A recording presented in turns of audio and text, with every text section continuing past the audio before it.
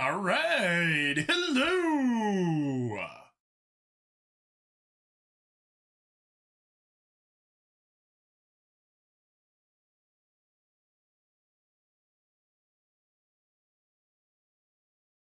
All right. I hope everybody is doing well. Stream Elements sees we're live. That's always nice.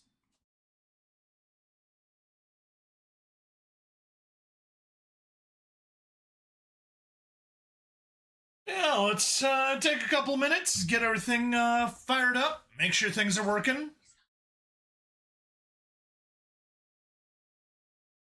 Maybe actually keep my phone muted so, you know, it doesn't just randomly start playing when I'm trying to use it as a playback unit. There we go. Oh, okay, let's check that we are in fact live everywhere.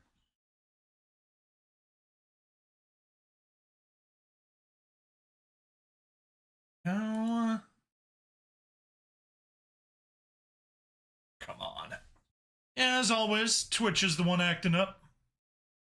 Why am I not surprised?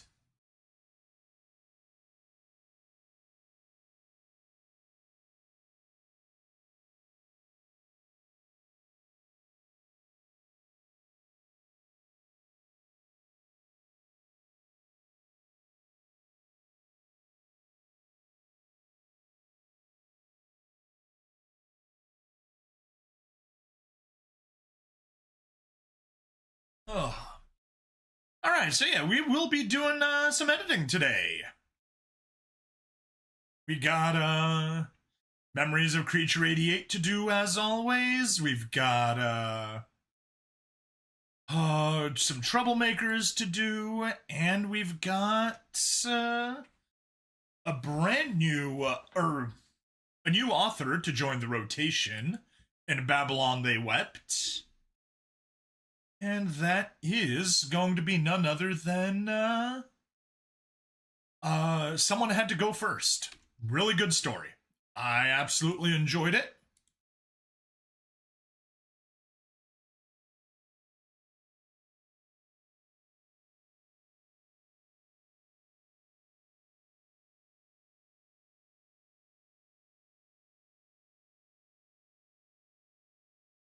Right.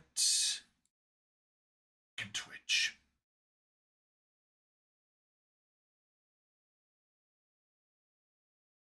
Go.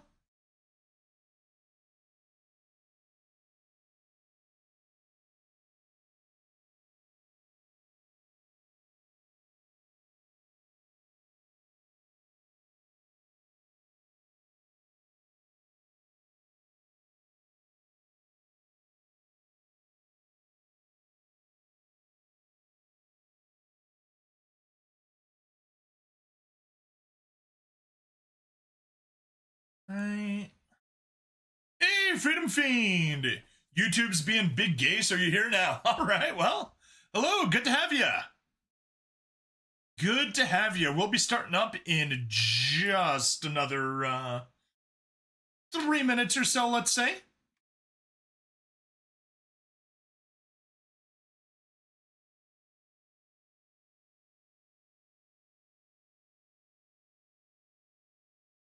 Yeah, listening to a podcast in one ear while setting up the stream.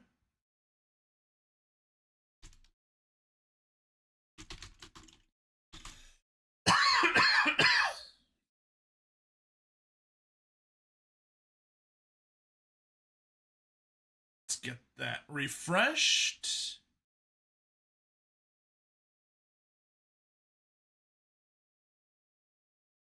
There we go. All right.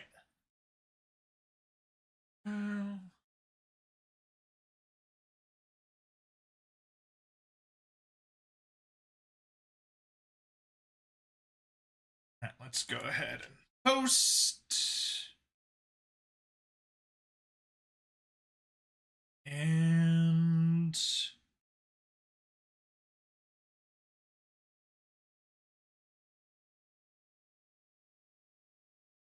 there we go. I think that's everything.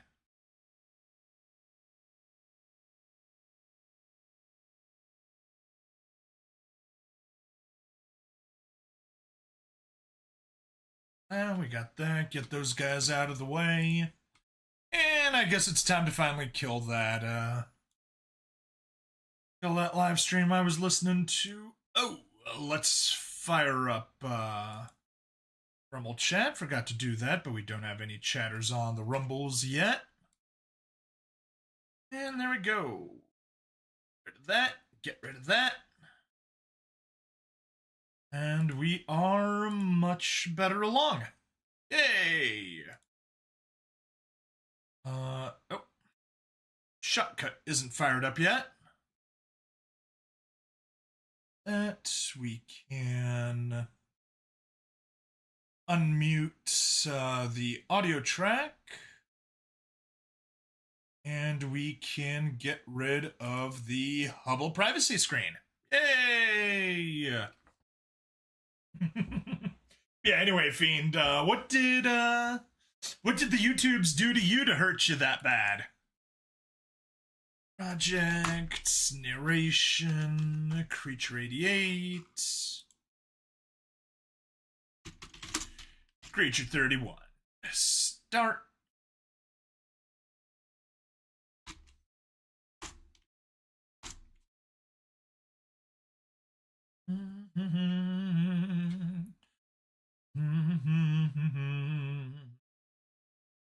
And apologies because I've got The Winner Takes It All stuck in my head. So if you hear me humming that or singing that, that's what it is. It hurts because I don't know most of the lyrics. Like, I know the winner takes it all, the loser has to fall, and that's about It's a terrible combination, not knowing the lyrics while having a song stuck in your head.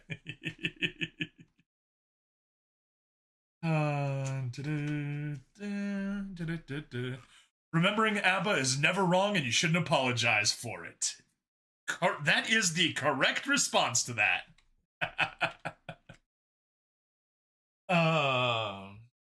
Mamma mia, here I go again. My, how can I resist you? Mamma mia. No, I love ABBA. I'm pretty sure I've told the story, but growing up, the two CDs that were in my dad's car were ABBA Gold and something from Boney M. So it's funny, people start playing Rasputin or anything from ABBA, and I'm just like, oh yeah, it's the song of my childhood. And they look at me like, dude, you're not that old. That can't be your childhood. It's like, well, let me tell you about the only two CDs that were in my dad's car. My parents poke fun, and they're like, yeah, he was the kid that back in first or second grade, they asked, what's your favorite song? And I said Boney M. And they're like, I don't think American teachers would have heard of Boney M in the 90s. Let's get our Creature 31. Trim off the end audio. We already trimmed off the starting audio. Yeah, that's good. And to make sure we save it now. And then normalize.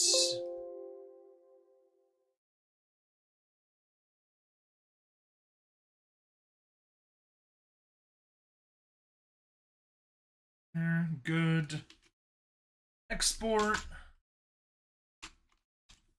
Memories of Creature 88, Creature 31, Creature 31.m4a. Yay.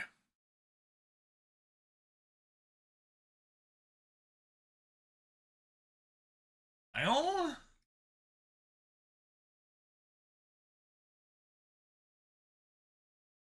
Get expanded. Yeah, that's more than enough. Get an audio track. And wait for that to finish rendering.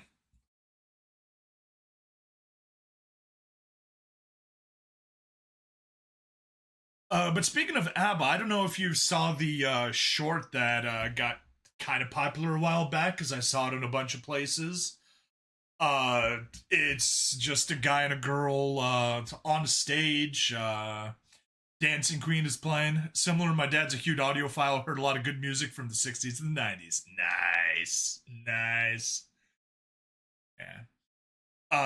Guy and a girl dancing on stage, and Dancing Queen is playing. Just going, you are the dancing queen, young and sweet. And, they're dancing together. Only 17. And he just drops her. It's like, audience bursts out into laughter.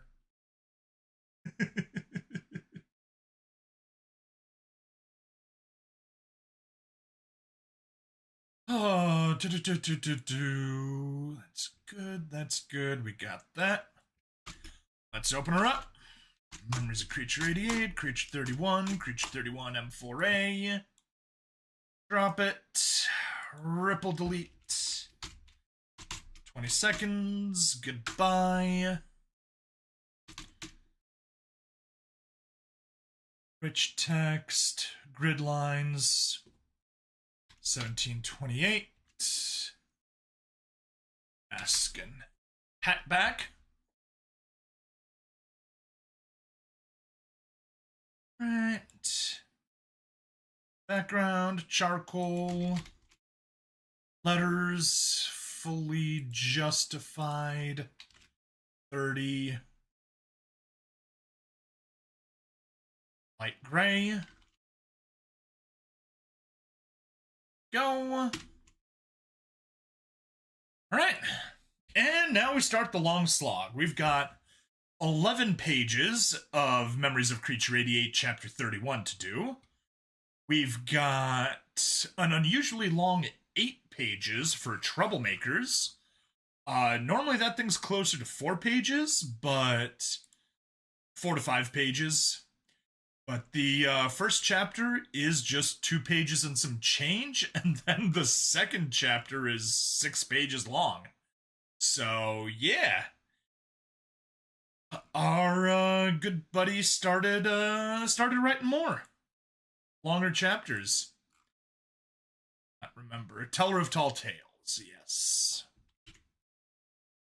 And then after that, we've got 4 pages of Someone Had to Go First by InBabylonTheyWept. Alright.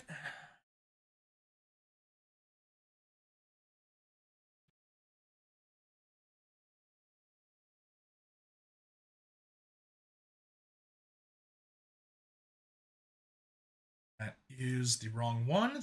That is the correct one. Let's see if we can squeeze 2 paragraphs in. We can. Better question is, do we want to? That up to 900. Yeah, that's too much. Have you considered putting something at the end of your videos to let people know the video is over? It doesn't have to be much, even a basic jingle would do. Yes. And I have a buddy, Euphonia Studios. We are about to do a little barter. He's gonna make me some music, which I'm hoping to get just like a little, what I described was, elevator music, but in space. Just to kind of go as a background thing, and a jingle at the end would be a good idea. I'm also hoping to just kind of do like a little splash screen at the end instead of leaving it blank. But yeah, just kind of get people to go find out my other channels, support all that other stuff. YouTube's a bit nicer because you can actually have the end cards, and I love the end card feature. But yeah, we'll see. And I could probably shorten it from 20 seconds to 10 seconds at the end, but yeah, it's definitely something I need to do. One of the many, many planned upgrades.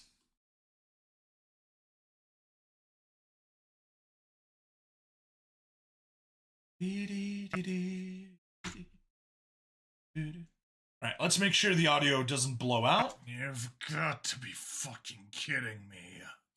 Vincent grabs his face with his hands. In the several hours since he'd left to try and get a lead on the preacher, the team had started setting up the base. Frey moved damn quick, it seemed, because she had time to set up a basic office for him on the top floor of the building. Frey moved damn quick, it Had time to set up a basic office for him on the top floor of the building. Right now, it was just a small desk, a chair, and a secure Satyr field terminal, but that's all he really needed. Kuyina and Mock were both on the screen since he'd called to inform them of his find, only to get shut down unexpectedly. We've got a very solid lead on the Union's most wanted right now. You've never made me hold out because of bureaucratic reasons before. Why the fuck start now?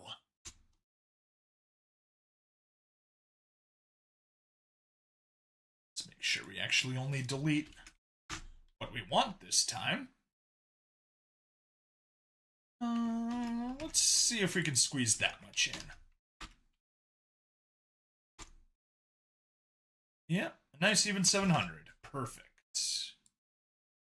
That's like a nice number there. 900 was too much, but 700 is perfect size.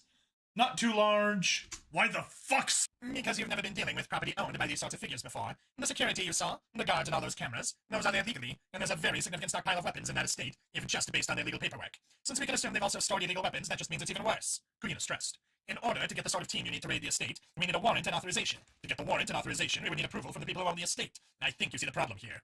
Vincent groaned one more time, and then looked to Mock. Your security forces. Could they mount a raid on this place? Yes, they could, and by openly attacking the property of another dragon, specifically the most powerful group of dragons there is, that'd be committing suicide. Committing suicide.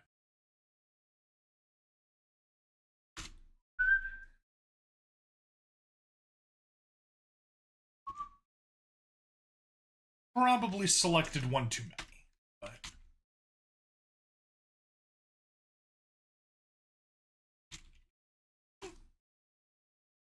Just bump it up to 750. It's perfectly fine. 1, 2, 3, 4. Yep. That's good. Anyways, good evening. Spooky vampire voice, yes. And yeah, I don't remember if I finished the thing I was saying, Freedom Fiend. We were just gonna do a barter. I'd do the voices for the Polish dub of their animation, and they'd give me a little background music for this, and maybe that jingle at the end. Is side, but you have validation when we get the preacher. Vincent insisted, only to hear the dragon snort. Vincent, let me just say that you have no idea how politics in the Draconic Senate work. If you had a recording of the preacher stating his name, his alias, his citizen ID number, and who he's working for, before his own mother confirmed this and gave her own ID number, there's a chance the Senate would still turn against me. You're talking about one of the few groups of private citizens who have armies. It's not like dealing with a gang. I've taken down powerful citizens before. Vincent tried again.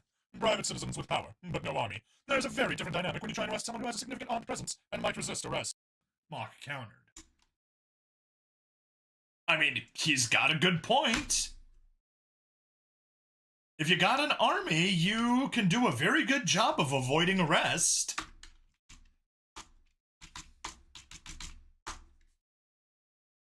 Perfect.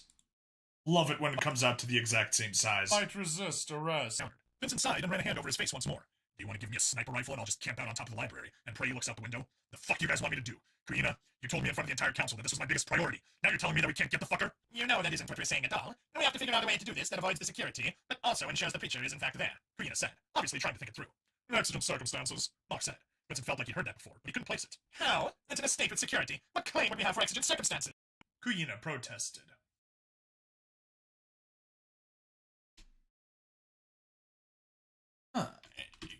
Can we fit 3? Yes, we can. But we do need to bump it up to 800, which is about the top of what I'm okay with. Exigent circumstances. Vincent, you said you overheard 2 guards talking about setting up a new sermon. Get the lowest sectors riled up against the revenge, correct? Vincent nodded to confirm the fact before Mock continued. Take your team to the lowest sectors. When the sermon begins, I'm sure the patrol could use your help. Then you'll have some of your team trace the signal. You know where it's supposed to go, so that should make it easier.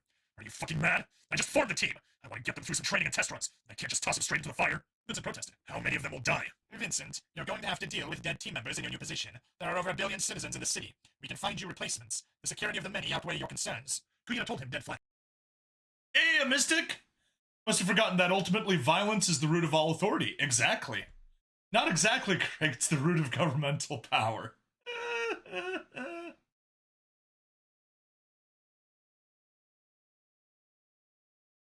It's a lot truer for other circumstances than many people would like, anyways. City. Replacements. The security of the many outweigh your concerns. Kuyina told him. There are citizens in the city. We can find you Million citizens in the city.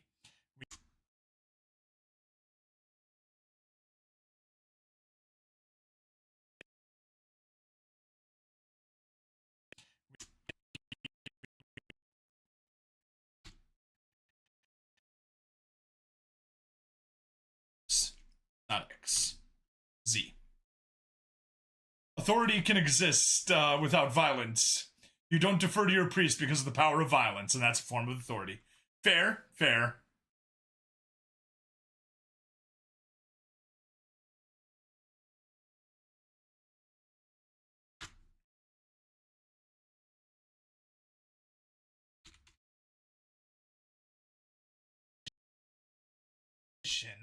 There are citizens in the city. We can find you replacements. The security of the many outweigh your concerns. Trina told him dead flat, making Vincent blink in surprise for a moment. But she continued. Even so, I don't know how that gives him circumstances.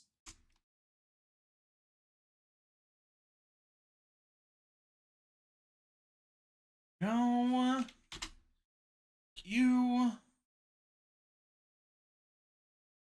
And hey, we're already 2 pages down.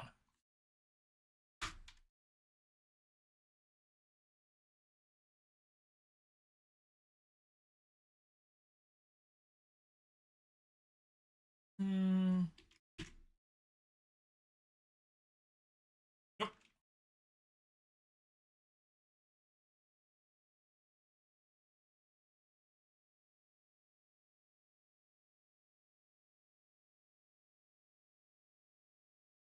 Let's go to what?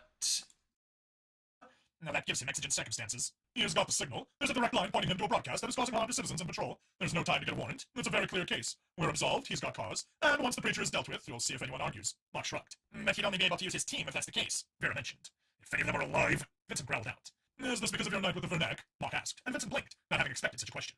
But there are people who can lead in shared projects because the people in the project agree on the project. But government is not persuasion, it is not elegance, it is force. It is a dangerous servant and a terrible master. Yes. Who's that quote from? Because it is good.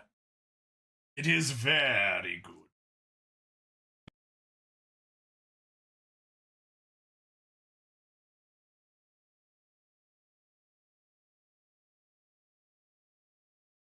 Not having expected such a question.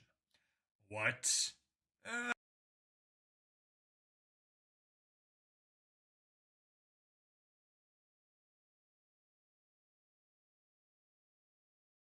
Boom, boom.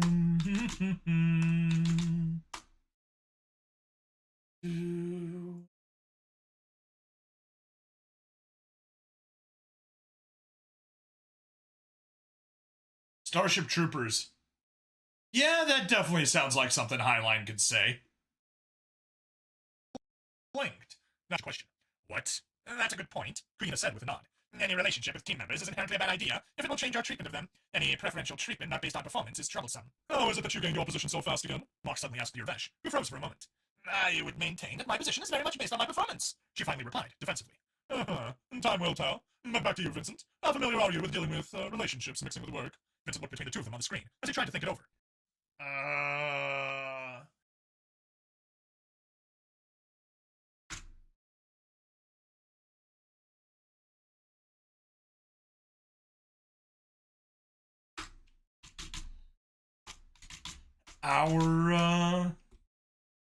His company claimed to be Washington, but the earliest citation from that, according to what he found, is a 1902 Reader's Digest claiming it to be Washington. Okay. Yeah.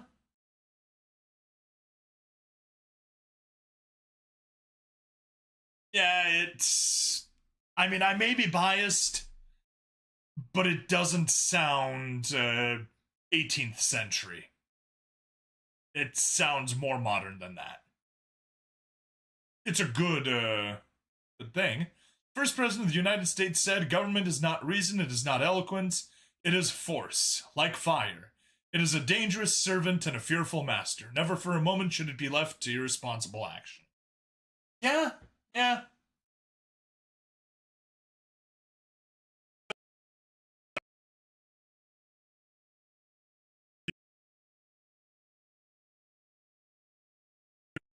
Oh no, ads! You said you were the chief of security for a large political organization. You didn't have a relationship with anyone in your organization during that time? Mark was clearly surprised to find that out. But in truth, Vincent didn't really date anyone while he was... Yucky. Yes, very yucky. I don't mind if you use an ad block, but I do appreciate the couple of cents for not using one. Minds to find that out. But in truth, Vincent didn't really date anyone while he was busy with that work. He did what? I thought he didn't remember his past. Karina said, obviously surprised and confused. He regained his memory a few days ago during one of our sessions. I will fill you in since we're working together for now, but only if Vincent agrees to it. And despite all this, I'm still his counselor. That's fine, Vincent said as he tried to think. I didn't really become chief of security until a few years ago. A few years before my abduction, I mean. Before that, I was a bit more focused on robbing banks and promoting local rights. Robbing banks and promoting local rights. The general format appears to have a long history, however. The master-servant metaphor framework is a very long history. 1562, water was described as a good servant but a cruel master. The spelling of the period was not standardized as shown by this excerpt. Rainwater is binding and stopping of nature. Water is a very good servant. It is a cruel maester. Oh, yeah. Definitely still showing the Germanic roots of English by having a spelling that more closely matches the German Meister.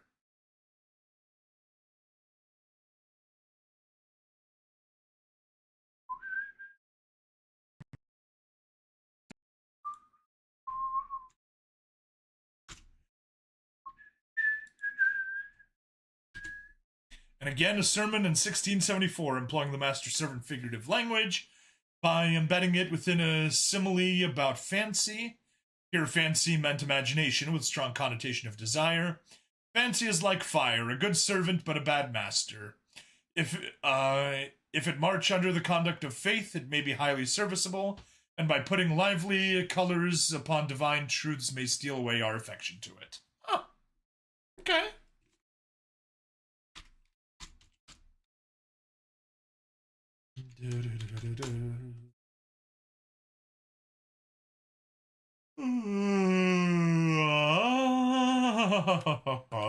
Robbing local rights. Karina spoke first. Did you say robbing banks? You're a bank robber. How did you get a job related to security? How did you not go to jail? Mark waved a hand. We'll talk later. Focus right now. Vincent was thinking it over. Stacy. That was like a weekend. He had known Olivia for a while, and that night was more about being drunk and single at a wedding. That ill-fated misunderstanding with Narlissa and Carmela had ended with him getting stabbed with a fork after a week, despite the fact nothing had happened either way. He finally shrugged. No, I guess I didn't really date anyone related to the organization. Well, what's the longest relationship you had? Mark asked, and watched him carefully. So, as far as we know, that particular quote is an early 20th century coinage attributed to Washington. Yeah. I second that theory.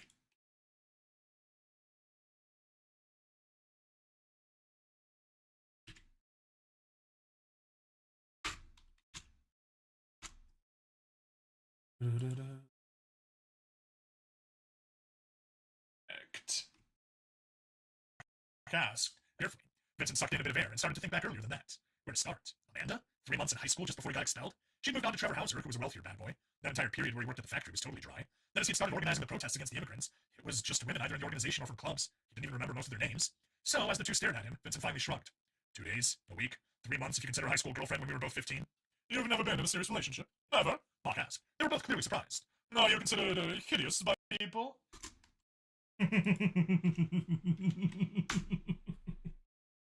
I mean, his Reddit tier politics kind of are.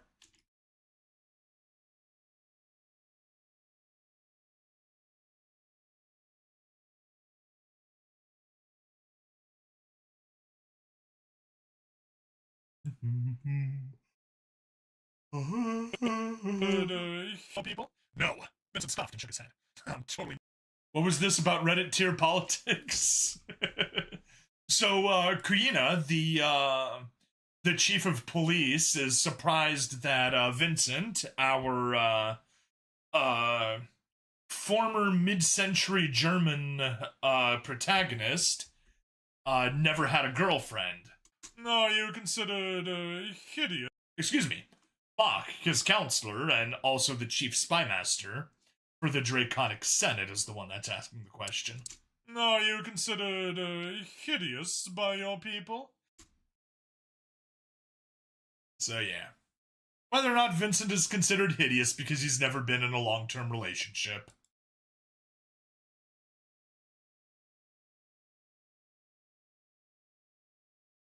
What?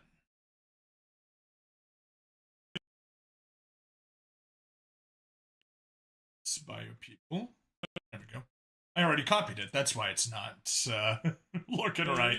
People? No. Vincent scoffed and shook his head. I'm totally normal. Before you ask. No.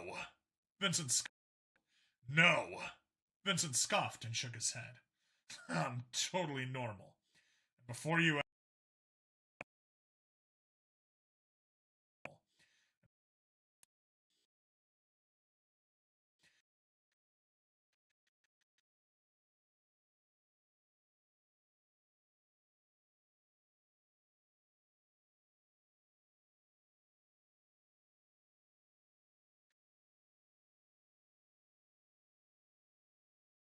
I'm not sure how that about dating is Reddit tier politics might be.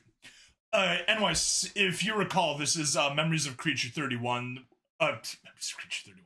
Memories of Creature 88, where if you remember Chapter 10, if you listened to Chapter 10 or watched it, but yeah, he used to be the chief of security for an anti-immigrant political group, basically robbing banks, breaking skulls, and supporting a guy that was basically running on to kick out all the immigrants. Please, Reddit would never tolerate something as based as enforced social homogeny. Yes, but Vincent is the villain that Reddit loves to hate.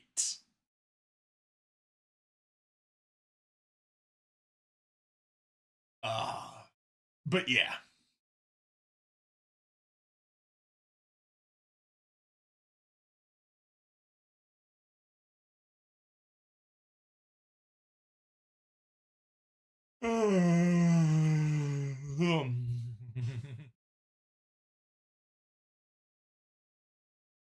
Reddit actually wants enforced social homogeny. It just wants its own form of social homogeny. Exactly.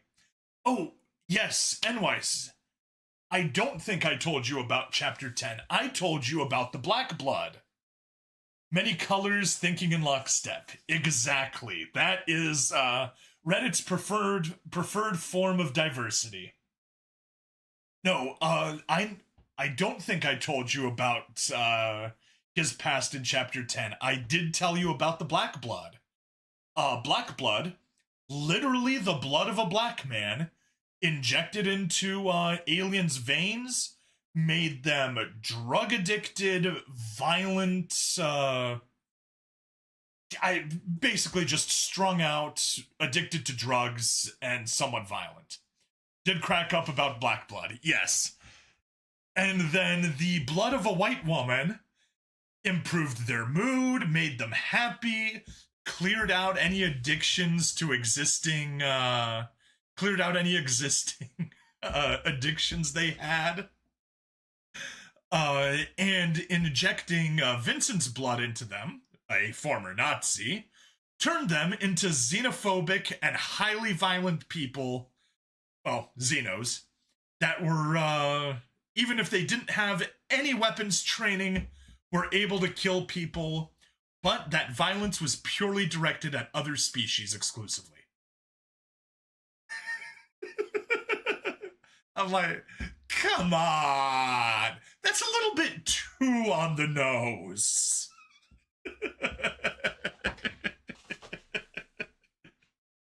So yeah, black blood, white blood, and Nazi blood.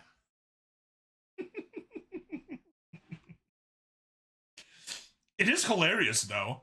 Makes me wonder how Reddit could love this story. Well, I define Xenos as people, not human, but people. True, true. But on the topic of that, anyways, I'm sure you can guess what I'm about to say when you start mentioning people and or humans. And specifically not human.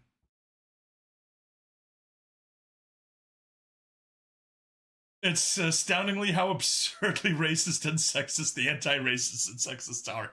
Yes! Yes! As the saying goes, hang on. I need to find that picture. It is, let me get my privacy screen up. Are we going to start ranting about the God Emperor? No. Who is my favorite Polish mercenary, Enwise?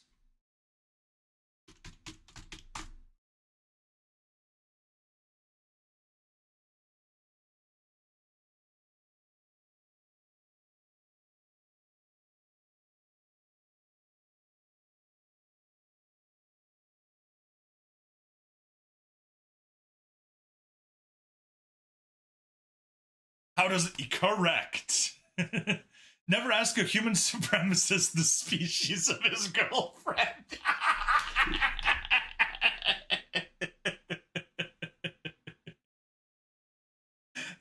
Yes. Oh, Stab, show Freedom Fiend the hat political compass. Sure thing. But first, let me turn off Hubble. It's fucked up how tolerant the racist community is. They don't even care what race you are as long as you're being racist. Yes. That's right.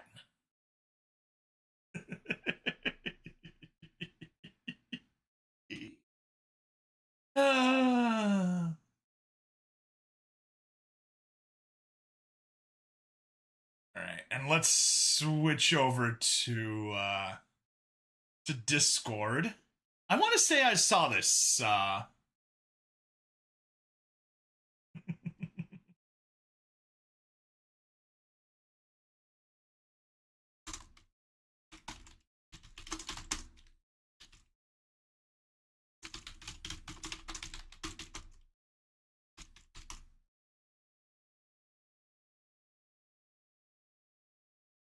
get that stream announcement out of the way.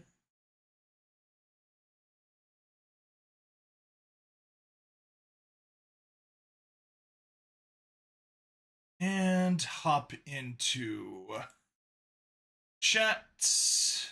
Thenwise.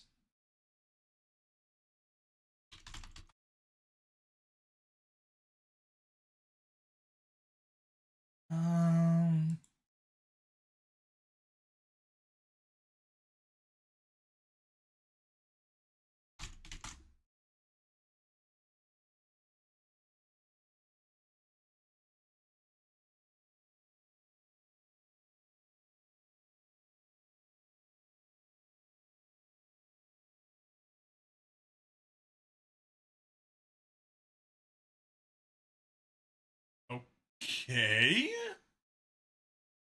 Why can I not seem to find it?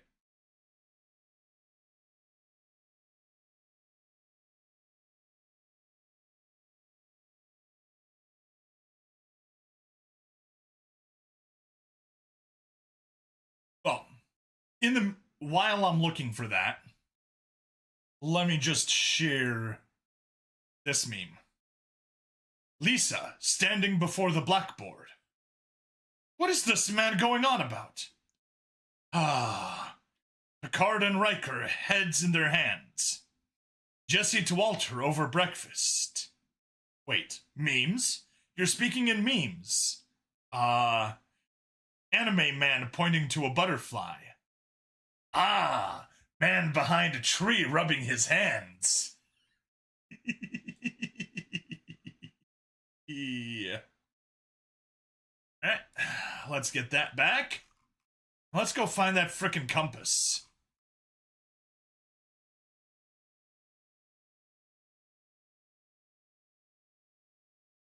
There we go.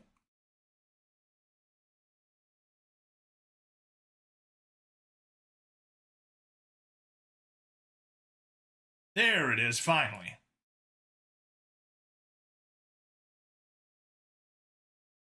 The best political compass meme.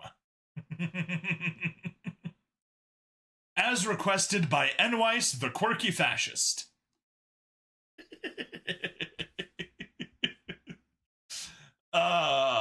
Just look at it and enjoy. the political compass as opposed to the authoritarian right, the political compass as viewed from the libertarian right, the political compass as viewed from the libertarian left, and the political compass as viewed from the authoritarian left. There's that, and then followed by... Bring Hubble back.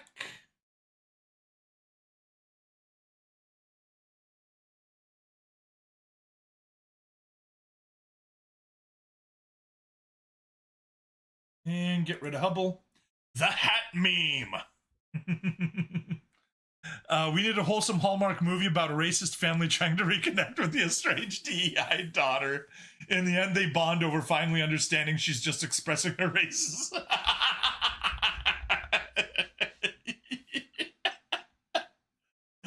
Oh.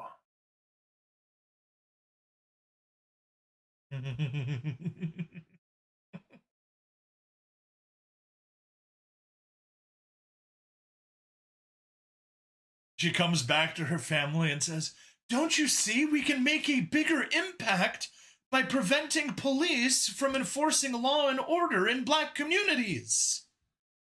Oh. Light bulb moment. But yeah. The hat meme. Political compass hat meme. Fully explained. Don't think much needs to be said. Kings, commies, furries, fedoras.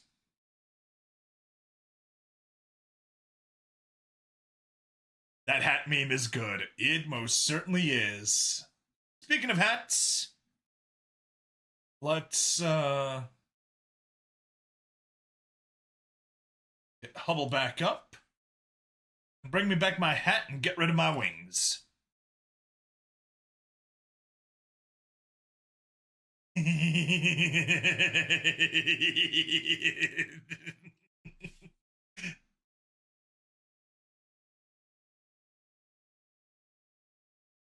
I'm glad you caught it.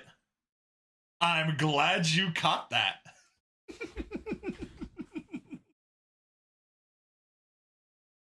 That was a, the problem is that wouldn't even work.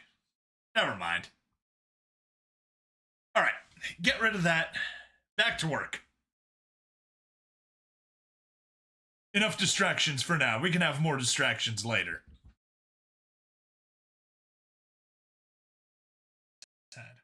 Normal. Before you ask, there's a lot of people in my species who date constantly. Some never settle down, others settle right away. We've got a lot of cultural variance. I was just busy, and I never felt like taking people home to my mom's house was classy. So it was just flings, quick things, more physical than anything else. He shrugged.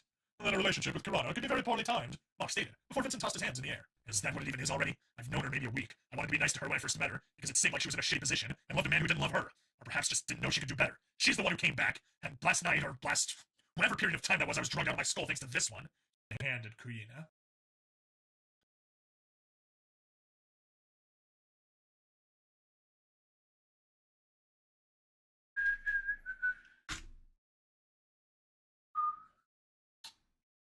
I don't think we'll fit all of that.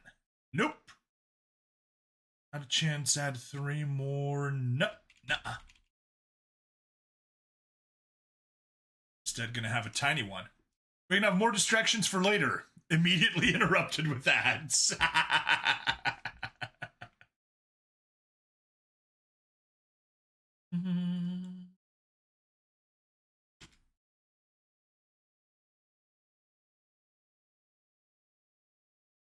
Thanks to this one. Handed Queen. Thanks to me. She quickly amended. So it's been one night of sex. I don't even know a thing about Verneck culture, if that's her version of becoming me.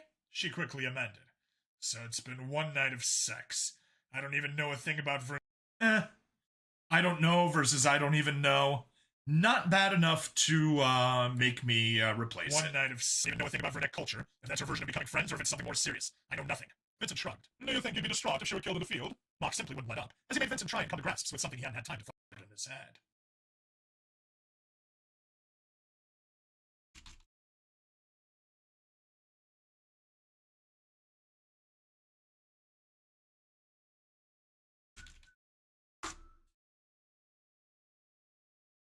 Nope.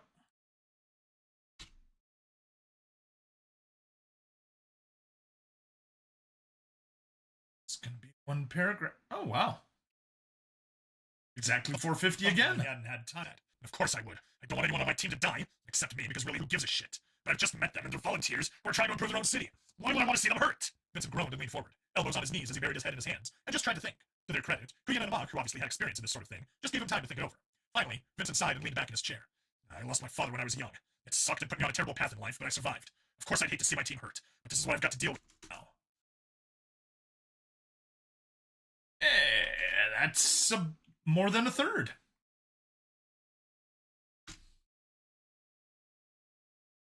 Probably won't fit 3 paragraphs. It's 24, 750. Yeah. I mean, we'll get to 750, which is good. Alternatively, we could get to 450 again. Darn it. We're going 450 again, just for the sheer reason that it's the same size.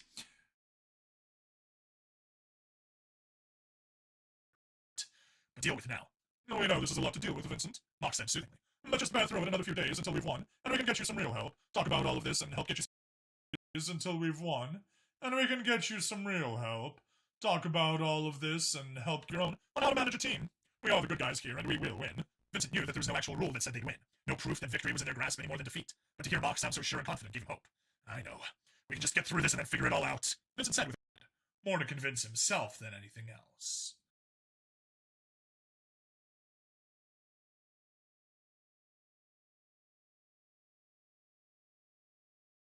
Right.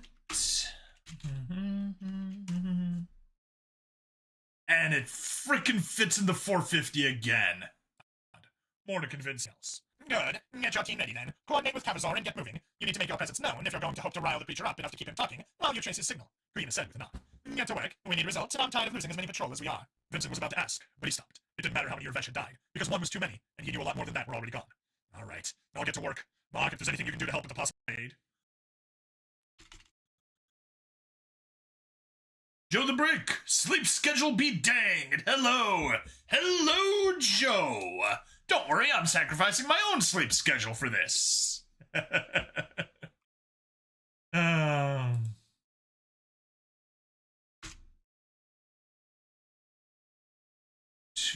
Probably too much. Nope.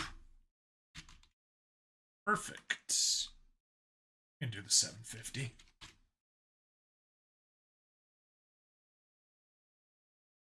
If there's anything you can rate, I'll see what I can do. Rittenfiend, I'm sacrificing a live goat for this. Please don't. Good heavens, that was like a 5 to 10 second delay. Oof. Oof. I mean, that's not as bad as what sometimes happens on Twitch. Sometimes on Twitch, the delay literally got to being minutes long. And yeah, I have no idea what ended up causing that, but it happens when I try to stream directly to Twitch instead of using my restream. So, Yeah,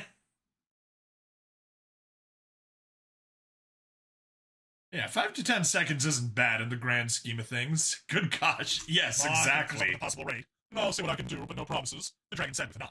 Then the call ended, and Vincent took a moment to just stare up at the ceiling of what would become his new office. There were a few stains, maybe water damage. He wasn't sure. The lives of others depended on him. That had been true for a while. He wasn't sure.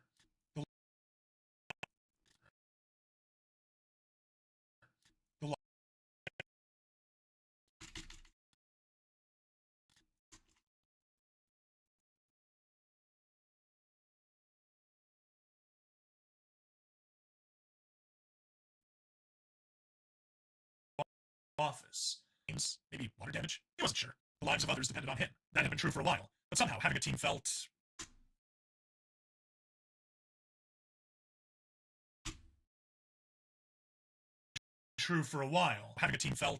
different.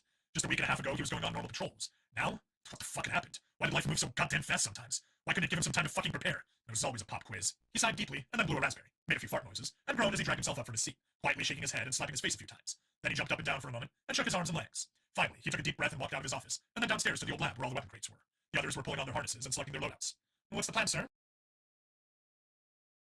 Anyway, I was building the golden throne in a game because why not? The Golden Throne, as in the God Emperor's Golden Throne. And what game?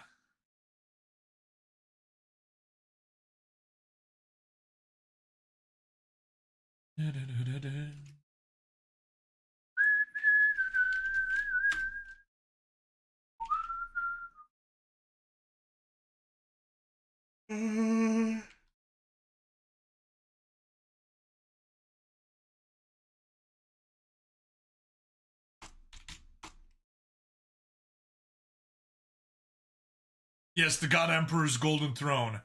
Build anything but a boat. Okay. That's an interesting game name.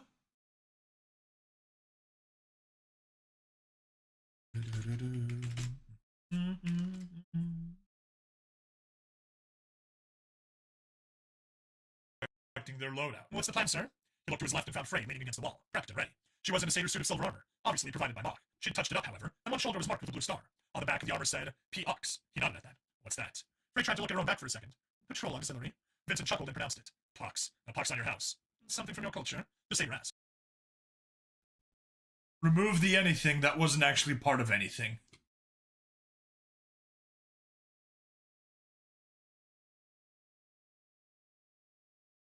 Build but a boat?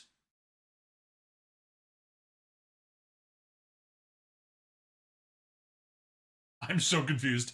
I just added it because people hardly build boats after they got enough parts to build things. Okay. Sure. Oh. But yeah. Pox. A pox on your house.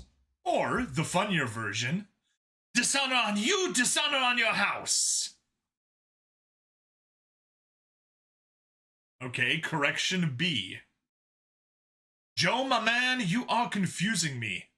My enter key is broken. Oh no! I guess you have to use the on-screen keyboard. The W key on my laptop is broken. Actually, I guess the W, the Z, the tab, the tilde and escape, and numbers 1 and 2.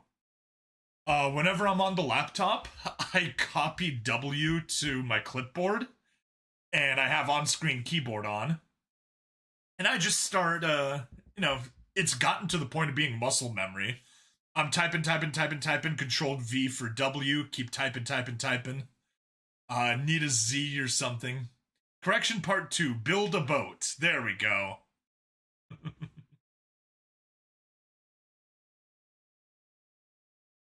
There are decades where nothing happens, and there are weeks where decades happen. Lennon might have been a piece of shit, but that line was a banger. Huh. Interesting. I mean, he's right. He's wrong on almost everything else, but he's right on that.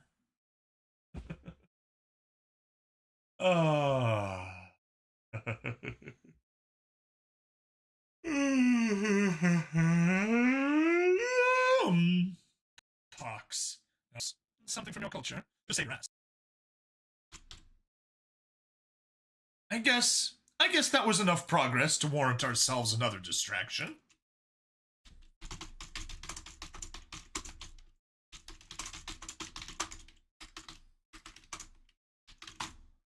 Also, some guy tried to lag me out of game with a lag machine while you were building it. No!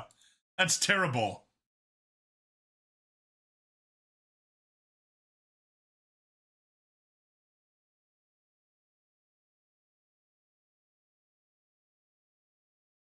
My powers are beyond your mortal imagination. For instance, my eyes can see straight through your armor. Ooh, alright, that's it. Dishonor. Dishonor on your whole family. Make a note of this. Dishonor on you, dishonor on your cow. Yes.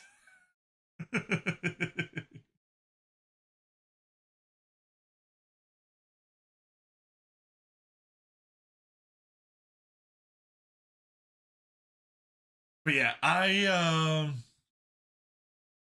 playing Diablo 2, I once, while playing along with a, Let's Play, I decided to play Lagmancer.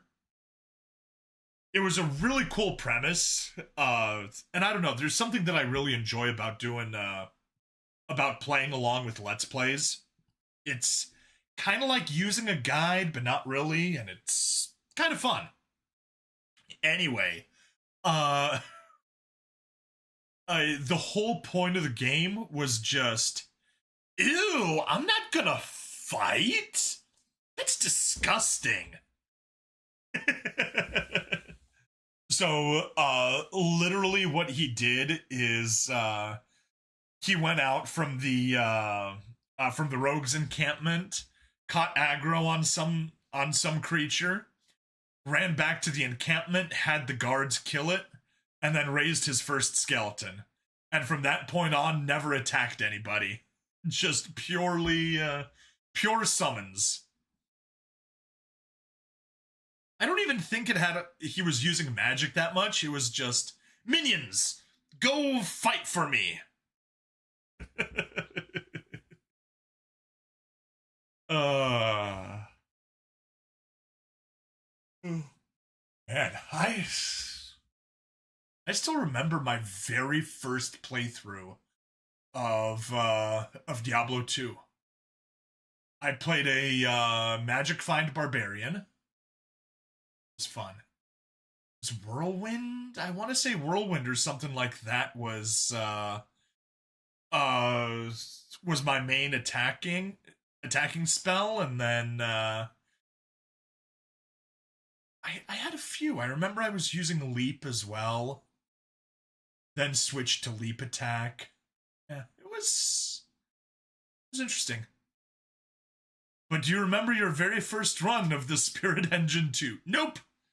No, that's completely washed away. I remember nothing. I could go back into the game and run it as if it was new. I no longer have the memory of my childhood. Everything disappears. Nothing gets saved.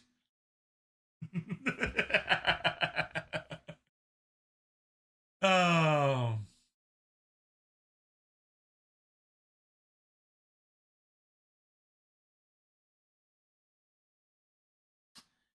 Yeah, we're not gonna get 2 paragraphs there. We'll probably barely fit the paragraph by itself next time.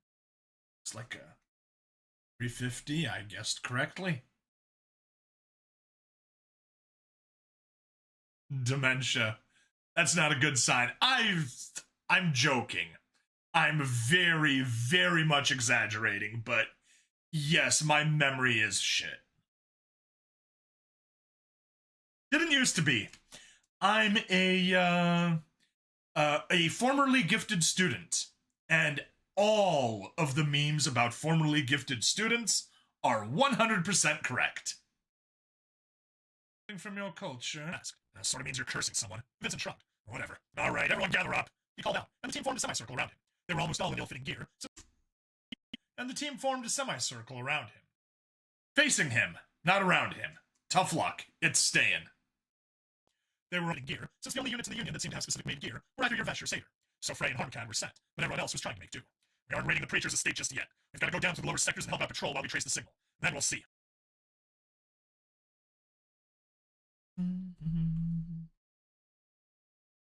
Do do do do.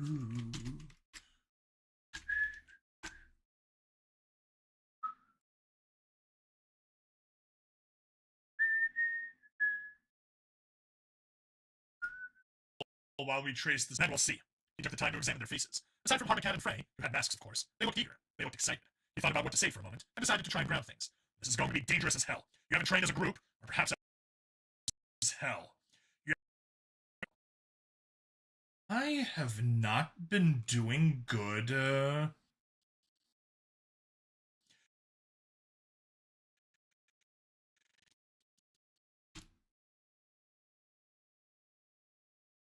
I haven't been practicing good, keystroke discipline while recording this, and that is getting quite annoying. What I normally do is, after I finish a section, I wait a second or two before hitting spacebar to end the recording, And then I go back and trim that section out, and it seems like I've been not doing that while I was recording this earlier today.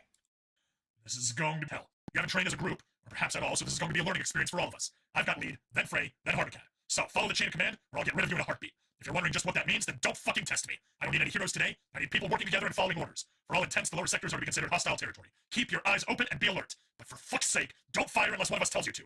He pointed to Frey and Hardcat. He paused and looked around. Any questions? What's her name? He looked down at Jib, who had basically just strapped a variety of explosives to the small They had.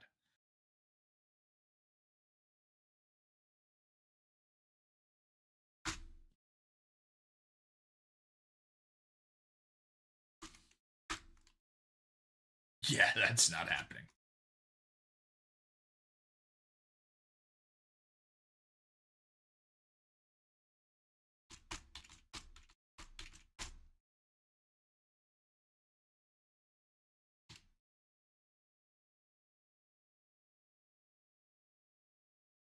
Variety of explosives they had. Our name? Vincent asked, unsure what he meant. It's bad, very bad for a unit to fight together without a name. He noted. How many are there? 13? He noted. Darn it! He noted. I think I was trying to say he noted. Frickin'.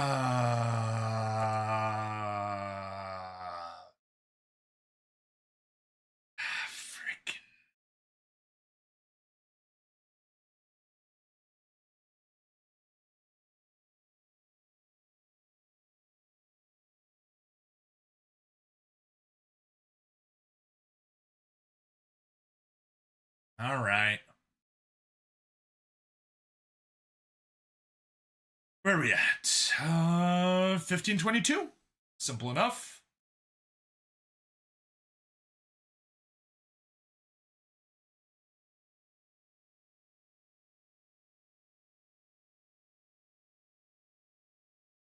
He noted. He noted.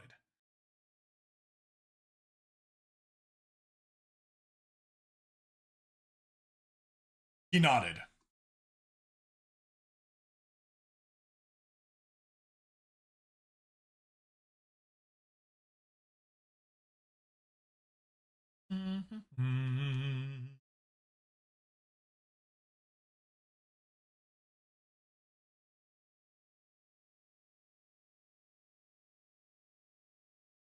He nodded.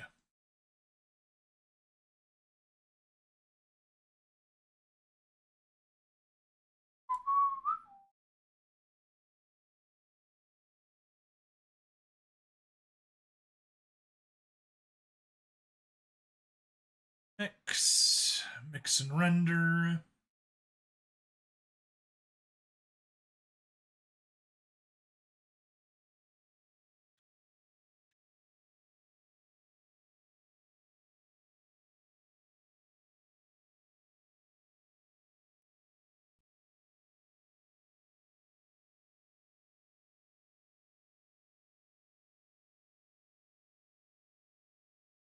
Sort of means you're cursing someone. Whatever. All right, everyone gather up. He called out, and the team formed a semicircle around him.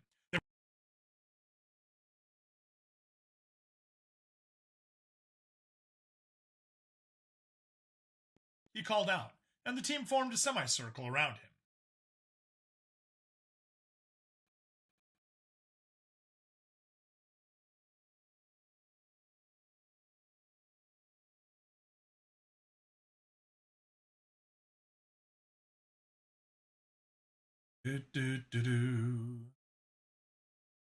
Go. Let's actually have my chat up so I can see what's happening.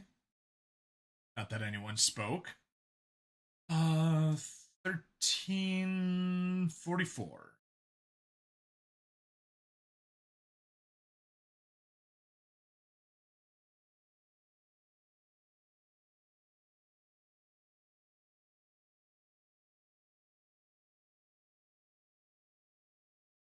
All right, everyone gather up. He called out, and the team formed a semicircle around him.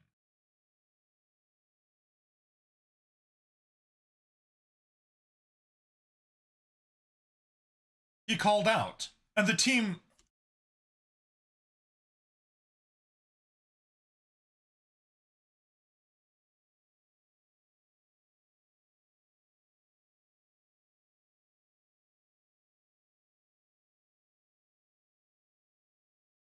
He called out, and the team formed a semicircle facing him. He called out, and the team formed a semicircle facing him. There we go. That's better.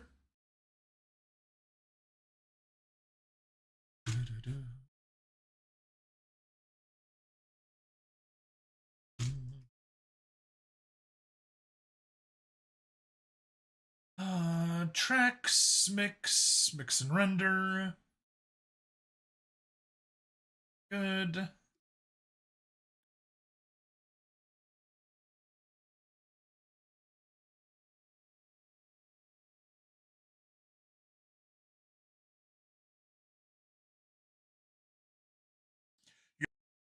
You haven't that is hell. You haven't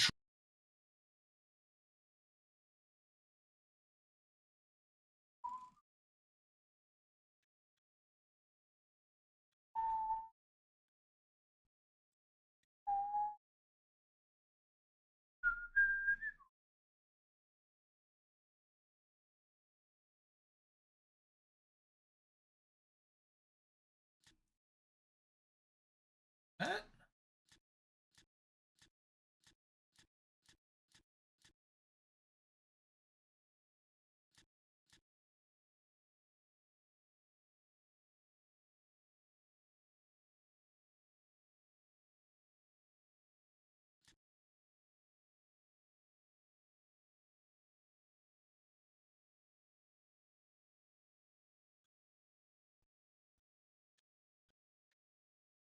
Oh. 834.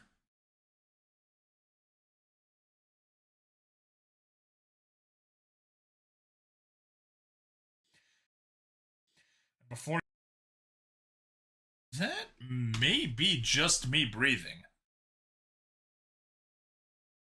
My honest reaction when nobody chats. Anyways, so I attached the golden throne to someone else's battleship turret. Okay. The turret's barrel started bending in ways they weren't supposed to and eventually detached.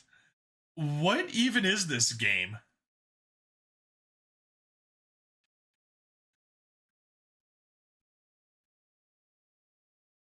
Oh, 411.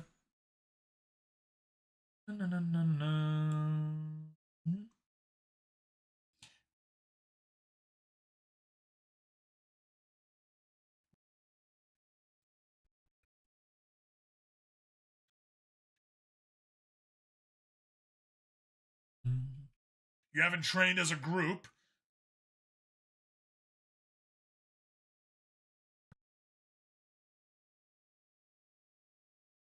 Our name. Then. Alright. Save. Effect. Normalize. It's when physics don't physics correctly. Then the person detonated the turret because it was possessed. I mean, it was possessed by the soul of the God Emperor.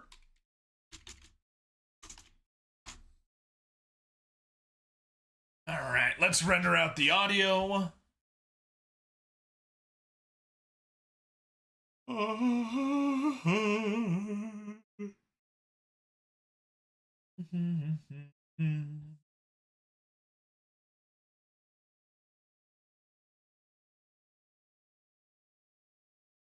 Yeah, anyways, I somehow skipped after all the... Between the haha dementias, I totally missed the I sense you teasing me bit. Go. That's saved.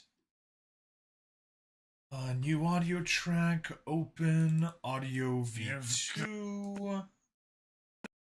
Triple delete.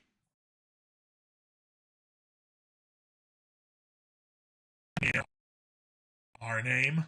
Vincent asked, unsure what he meant. It's bad. Very bad for a unit to fight together without a name. He nodded. How many are there? It's nice that the fix was so small.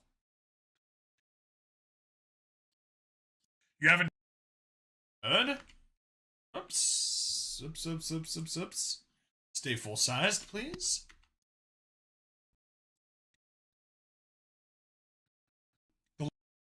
Good. No. Totally normal. Before you...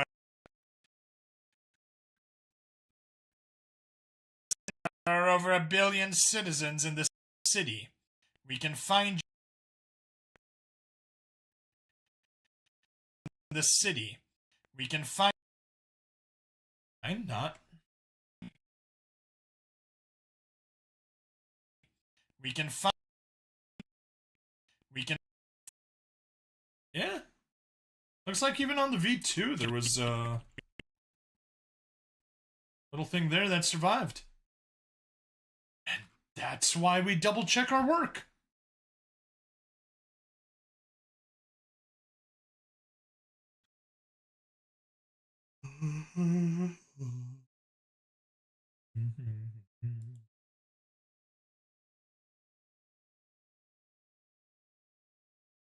Operations, remove track.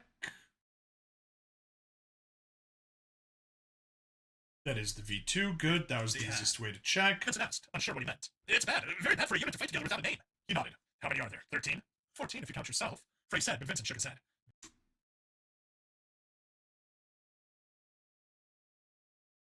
Shook his head. Got a number. We'll call you guys the Lucky 13. Lucky 13? Harmacat asked. Yeah. Ours announced. Unsure what he meant. It's bad. Very bad for a unit to fight together without a name. He nodded. How many are there? 13? 14 if you count yourself. Frey said, but Vincent shook his head. I've already got a number. We'll call you guys the Lucky 13. Lucky 13. Harmacat asked.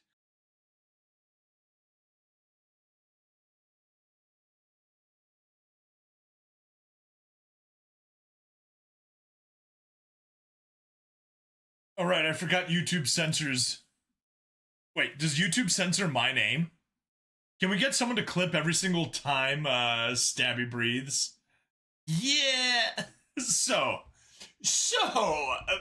back when I was first getting into video game streaming, I was streaming a mobile game, and unfortunately, I could get the video out using screen copy, a useful tool. Unfortunately, there was no way to get game audio. So what I had to do, I had on a Logitech headset with the little swing out microphone in front of my mouth. I would have to play with the phone pretty much like right up against my face. Make sure to aim the phone speaker into the microphone of the headset. And then, the problem with that positioning is that you could hear every single breath. Like, it was ASMR. Breathing. It drove me nuts. Phone content recorders are truly talented. Yeah. Anyway, since then, my, when I'm streaming mobile games, I have a much better setup. I'm actually streaming 2 different games off of 2 different phones on my game. Well, I'm only streaming one. I am recording the other one, though, and occasionally putting up stuff like events and stuff that I missed from the original run. But what I have to do to get audio out from my phone, and because it's a modern one, it doesn't have a 3.5 millimeter jack. What I do is I have my Yeti mic hooked up to my phone using a USB-A to USB-C converter. You must have sounded like that guy from Hey Arnold who was always creeping on the girl who was into Arnold. Possibly, but man, I barely watched Hey Arnold. It annoyed me. I didn't enjoy it, so I don't know all the details about it. I just know, hey, football head! Yeah, so I got my Yeti plugged into the phone's USB-C slot using a USB-A to USB-C adapter. Then I have a 3.5 millimeter Y splitter. One of that goes to my earbuds, which I then use to listen to the game audio. The other goes out to the line in on my computer, or actually the microphone in on my computer, and that's what I record. And I just have to make sure that I get the game and voice audio balanced because it's all coming in on that one 3.5 millimeter cable. The other phone that I use for recording, it's an older one, but it's recording a less intensive game, so it works all right. That at least has a 3.5 millimeter jack, so I just plug that directly into the microphone input, and then I keep my Yeti mic plugged in normally.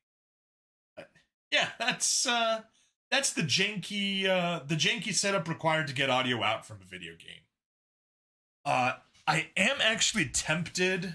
The game I'm streaming is SD Gundam G Generation Eternal, and I'm tempted to just move that off of phone streaming and just use Google Play PC and play it there, and that way I can have it on my computer instead of on a phone, and that'll make streaming much easier. And I also probably won't run into frame rate issues. Morbius was 5 years ago. What, already?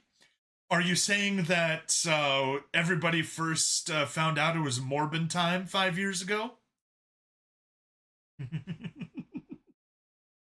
I cannot get over the fact that Morbius lost money.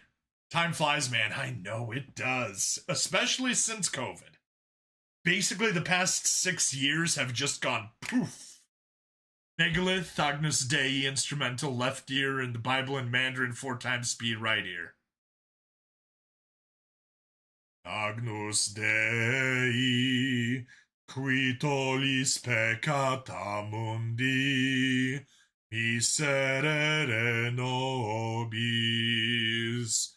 Agnus Dei, qui tollis peccata mundi, miserere nobis. Agnus Dei, qui tollis peccata mundi, dona nobis pacem. There you go, there's my cover of Agnus Dei. Let's get that plugged back in.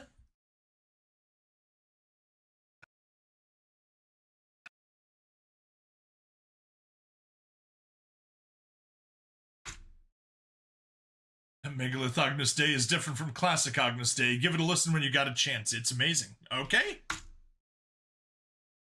I will take a peek.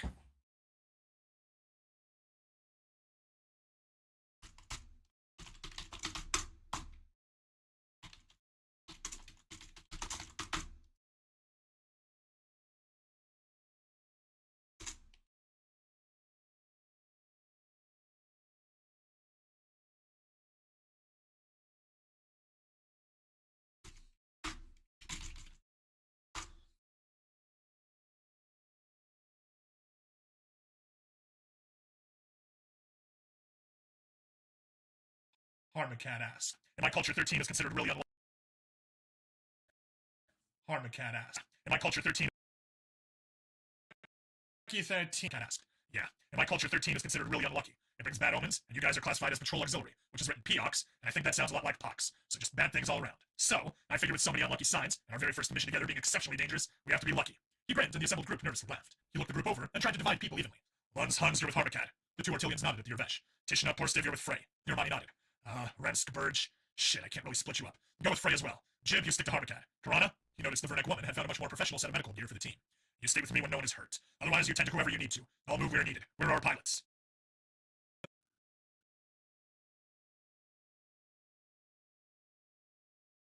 And I guess while we're on the topic of Latin, Sanctus, Sanctus, Sanctus Dominus Deus Sabaoth, pleni sant cieli et terra, gloria tua. Hosanna in excelsis, benedictus, qui venit in nomine Domini. Hosanna in excelsis.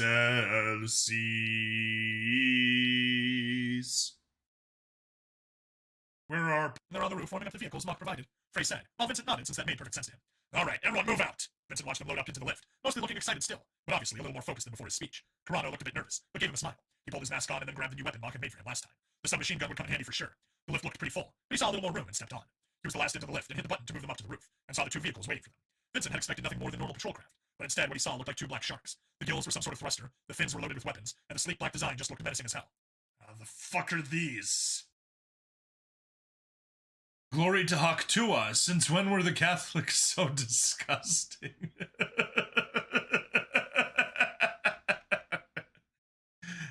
No glory to Haktua, Freedom Fiend. Gloria tua.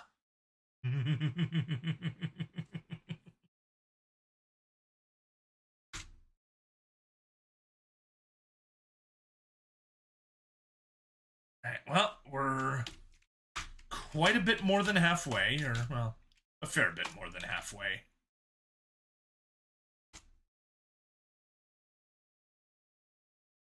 The fuck are these? Oh, special hierarchy attack to recon kit craft. They're kind of crap. No one likes them. Frey shrugged.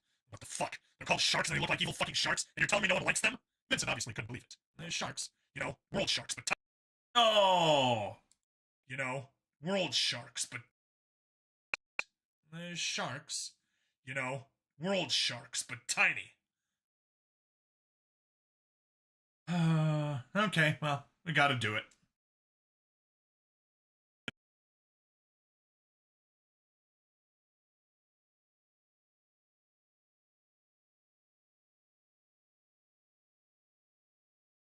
$17.50.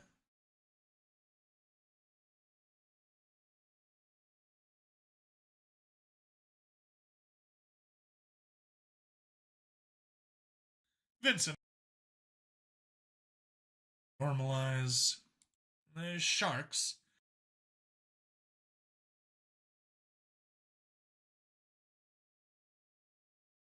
Frey asked.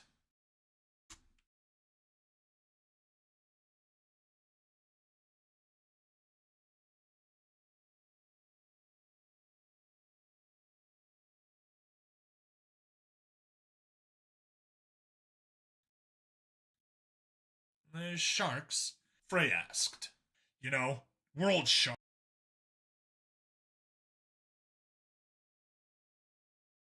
Effect. Normalize. Nope.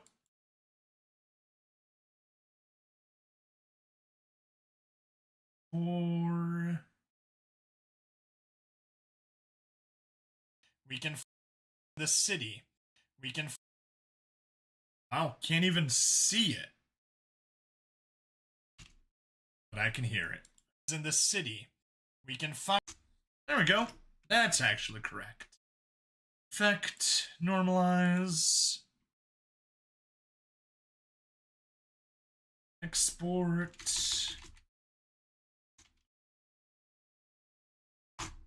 3. Let's let that go.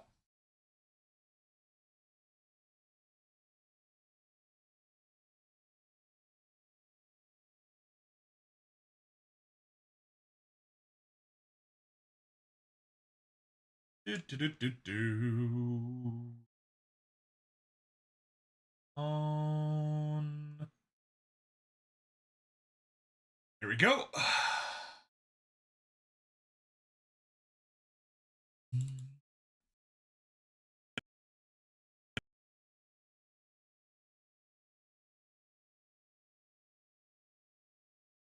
Screw you. Mount better. V2. Can remove the V2 track.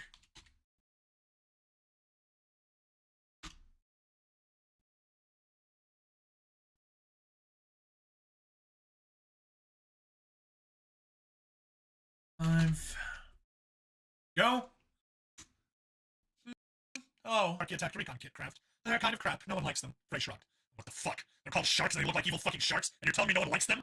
Vincent obviously couldn't believe it. Sharks, Frey asked. You know, world sharks, but tiny. Vincent suggested, wondering if there were not world sharks out there in the Union. Oh, well, I totally see it.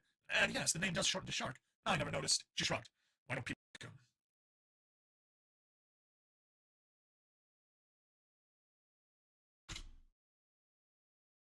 All right, down to 4 pages. Getting close.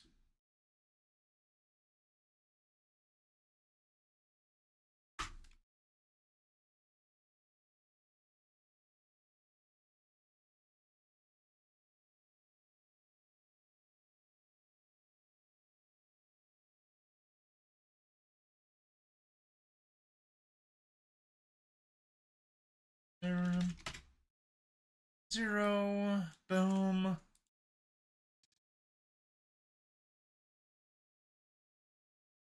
She shrugged. People like him. Multi-purpose. You want the right tool for the job, not a tool that does a whole variety of things. An attack platform and transport in one? She shook her head disapprovingly, but Vincent laughed. I fucking love multi-purpose. We're headed into unknown territory. Do you bring a pair of scissors, a cleaver, bread knife, and an axe? Or do you just give people a big knife and tell them to make it work? This will be great for us. All right, teams, move it! He then barked, waving everyone forward as each squad boarded their chosen shark. He wondered if Mach had selected these on purpose just for him. He'd have to ask. Finally, he tapped his mask to do a comm check. Frey, what's your call sign? Mama Bull check. Mama Bull. There is a distinct contradiction between Mama and Bull.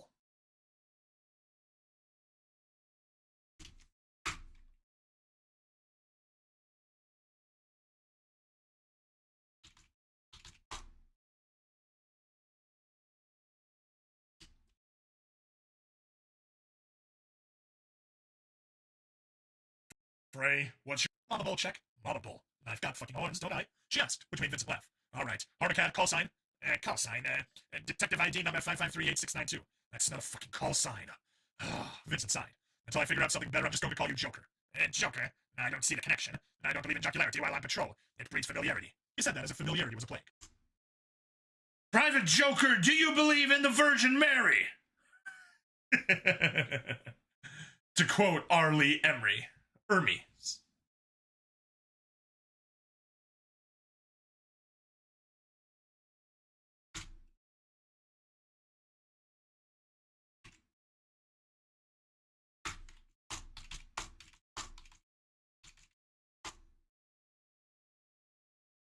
Perfect size. Familiarity was a plague.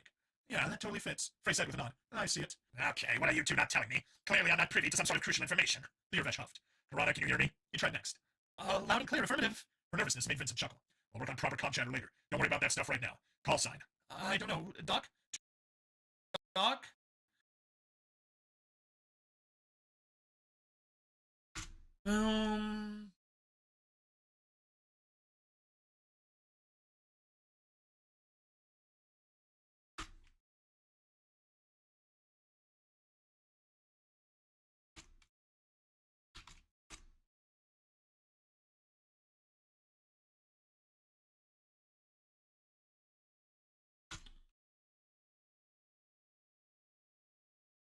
To 550.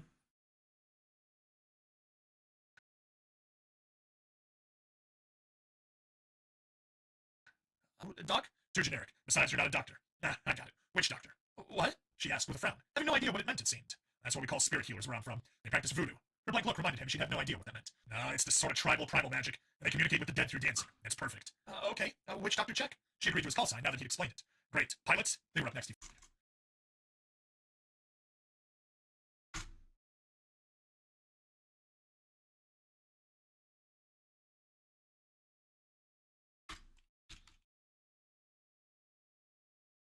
See if we can get everything. It looks like we won't. So, you know what? We can. It's 800. It's a little long with that last paragraph, but what can you do? Works for us. Pilots? They were up. Bird 1 check. Bird 2 check. Vincent didn't know which pilot was which, but either way, he didn't like it. No, fuck that, no birds. What? But we are birds. That was bird 1. And we're flying, aren't we? Bird 2.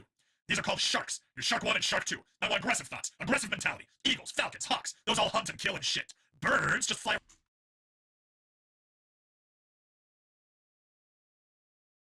Birds. Italic. Falcons, hunt and kill and shit. Birds just fly around and sing pop tunes while shitting on statues. Sharks fucking eat people. Do you hear me? Sharks, aggressive, badass. You two aren't smugglers anymore. You're taking killers into the shit. Are you?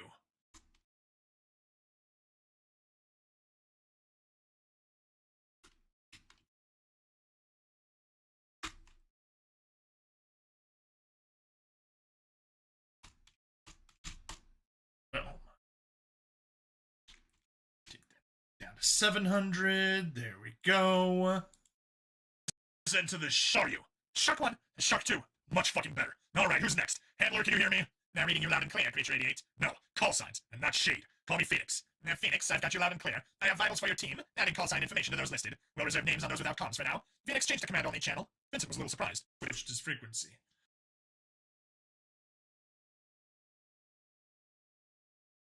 What up, Handler?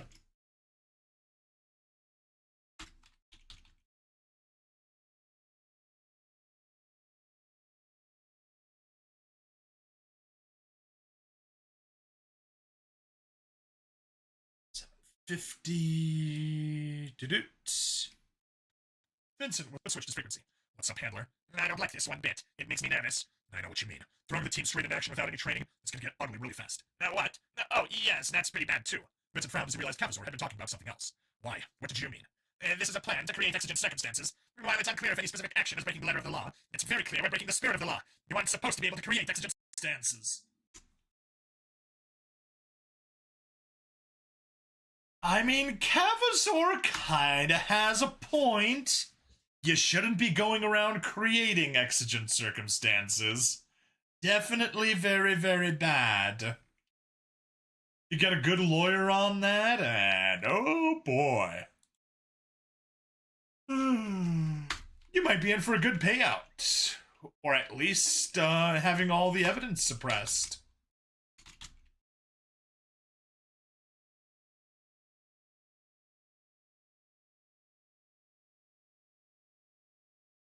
Perfect. To create exigent... What? That's what you're worried about? There's a 100% chance people are going to die soon, Handler. Us or them is all that we need to determine. And how many? Why is that what you're worried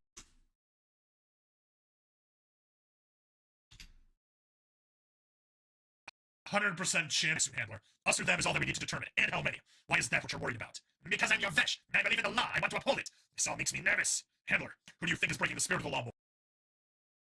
The people... Nervous. Handler, who do you think is breaking...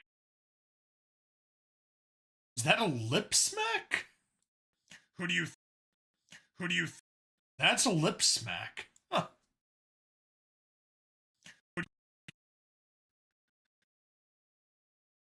Handler, who do you think is breaking...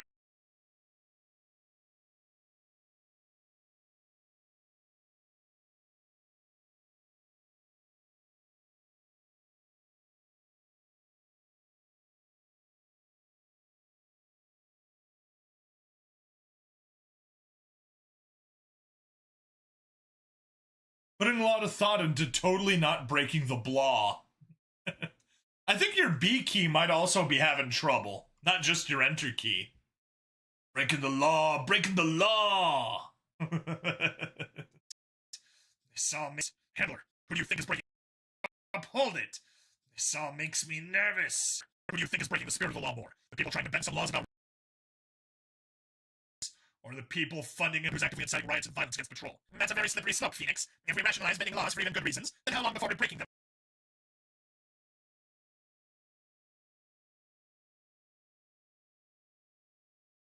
Bending laws for... Then how long before we're breaking them for good reasons? Once we're done that, how long until we bend them for bad reasons? Vincent could tell Cavazor was taking it very seriously. Cavazor is 100% correct here. You start going down the slippery slope of bending the rules because you can, because it's for a good purpose, and you start breaking the laws because it's good for a good purpose, Then you start bending the law because, we've done it so many times. I guess, we just might as well. And I mean, who really follows the law? I guess we can start taking some bribes. Yeah, it's no good. There is a very important reason to stay, to keep that sort of honesty and anti-corruption in everything you do. Bad reason. The Telecavazor was taking this very seriously. Handler, this is a shitty situation. It goes from vigilantism to criminalism. Exactly. Oh, totally, totally odd connection. Wraith Squadron, in the Star Wars books, back in Legends, not to be confused with, the new shit that Disney was pumping out, the real expanded universe, the real sequels to the, stories we loved. In it, Wedge makes a point how it was really hard to get approval for Wraith Squadron to pretend to be pirates, because what apparently was a common-ish problem is that, like undercover teams that were pretending to be pirates, and, they were logging everything so that all the stuff that they steal could then be given back to the original owners, blah, blah, blah. Well, at a certain point, they realized, the people we're stealing from kind of deserve it, so, we'll just skip a few things. And at a certain point, they realized, just switching to piracy is more lucrative than fighting for the New Republic. I guess we can just do that full time.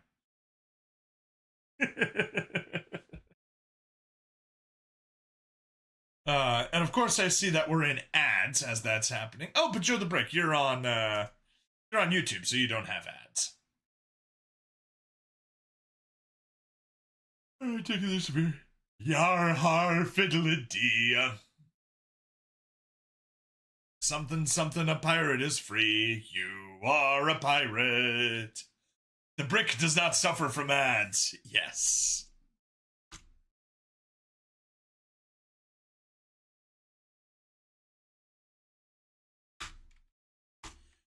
Oh, do do do do.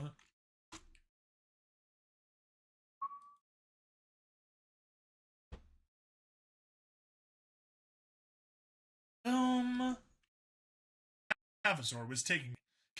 Handler, this is a shitty situation. Very shitty. We need to get through it, though, and set everything back to normal. Then we can go back to hunting normal and organized criminals, and maybe even have days where I'm not needed to fight crime. Doesn't that sound like a good idea, buddy? Let's just get through this, survive today so we can fix tomorrow. I'm not needed to fight. Doesn't that sound like a good idea, buddy? Let's just get through this, survive today so we can fix tomorrow. Avazor sighed. Understood, Phoenix. I just don't like extreme situations. They make me ask uncomfortable questions. I read you, Handler. Loud and fucking clear. How close are we? You're approaching designated operations zone now.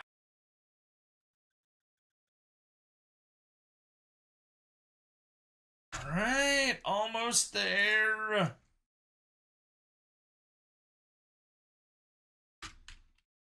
Just a little longer. 68, yeah, bump that up to 800. Slide you over. You're approaching desert zone now. Vincent grabbed the hand strap tight and leaned out the side of the shark, hearing the rest of the team who could see him gasp and obviously get worried. He saw a crowd of people banging on the doors of some sort of civic building. When they got closer, he saw it was a fire station. The fuckers were attacking a fire station? Who the fuck attacked firefighters? He switched back to the team channel. Shark, spring us in low. Low as you feel comfortable and swing around before dropping us off in front of the station. What? There's nowhere to drop you off. Shark 1. There will be. He promised. The pilots were quiet as they swooped in low just over the crowd. They could hear the startled and frightened shrieks of the mob as they quickly ran away from the immediate area. When the two sharks had the space to turn around and fly back, there was a nice open area for them just in front of the station. When they held still, Vincent jumped down and the teams disembarked.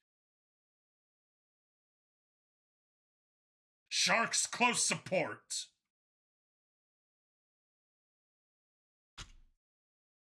Hey. Almost there, final there. I spell brick like how Team Fortress 2 spells man. I had a friend with the last name of Man. Very unfortunate for a girl to have that name. Definitely didn't help that she was not exactly manly, but she was built. She did, she played, field hockey. Field hockey? Yeah. Yeah, field hockey. Unfortunate for her to have the last name, man.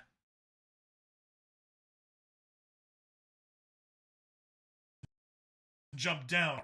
Sharks close support. Each craft lifted up. Alfarius type of woman. I unfortunately do not know what that is.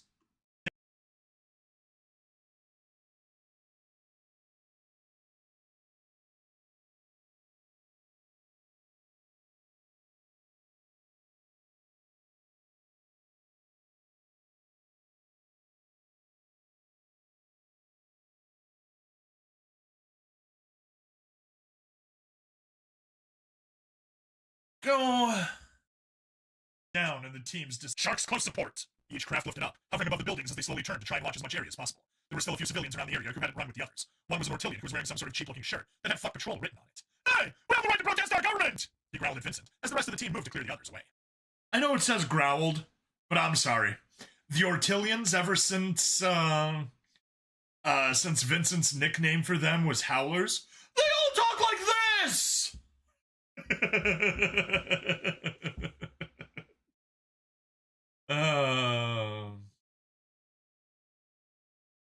I just hope one of them will chimp out.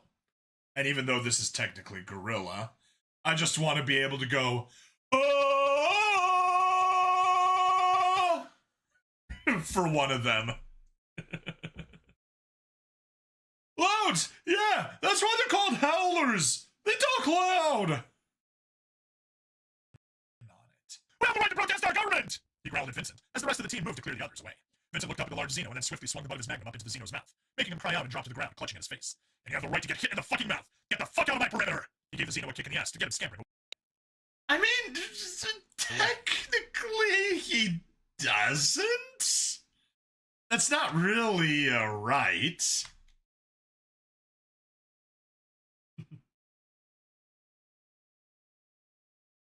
The mime's natural enemy, Louds.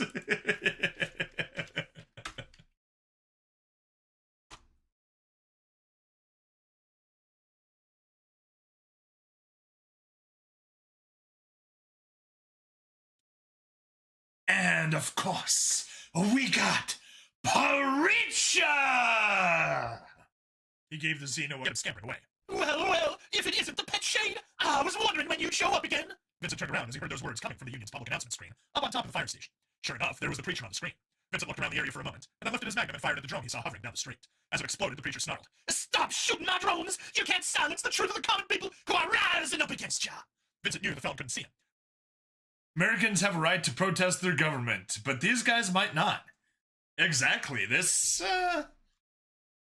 place seems a bit too regimented for that. So he firmly, "Fuck you!" "Who are rising?" Vincent knew the felon couldn't see him, but even so, he firmly flipped off the screen. "Fuck you!" Then he looked to his team. "All right, Lucky 18. This area..." No! I did not say Lucky 18. How did I say... Then he looked to his team. "All right, Lucky 18.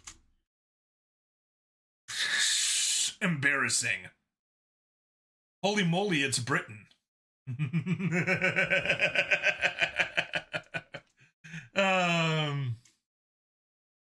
Nah, not enough cousin marriage for Britain. Right,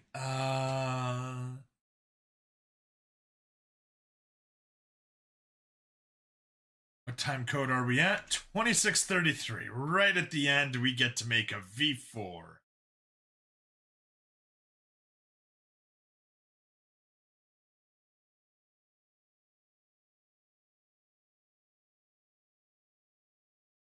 This area is under lockdown. We're going to move down the...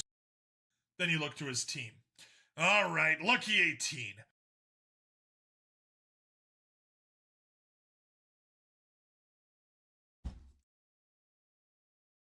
All right, nope. To normalize, good.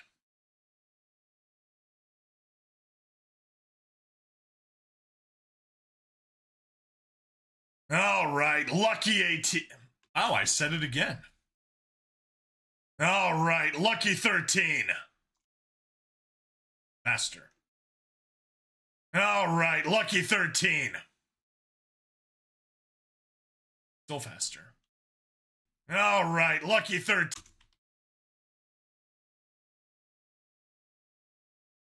All right, lucky 13. Better. Let's take you to you. Control L. Seem to be about the right place. Trim off the ending. Grab both tracks. Mix and render. Select all, effect, normalize. Save, export, 31v4. And there's the v4 audio track. So annoying. At least it's not that much of a pain to re-render.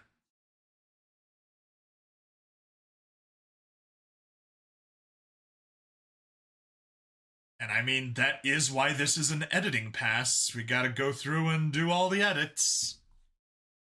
Okay, that's good. All right, lucky 13. This area is under...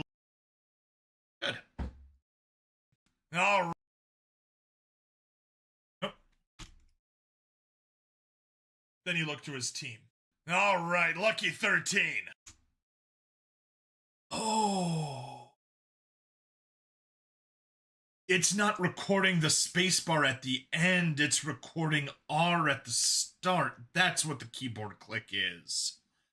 That's why it's coming in even when I'm practicing good spacebar discipline. I can't do anything about it at the start. Darn! That's what was happening. At least that explains it. That means we need to re-render. Or save, overwrite, accept. And we have another 25 seconds for that to render. Oh.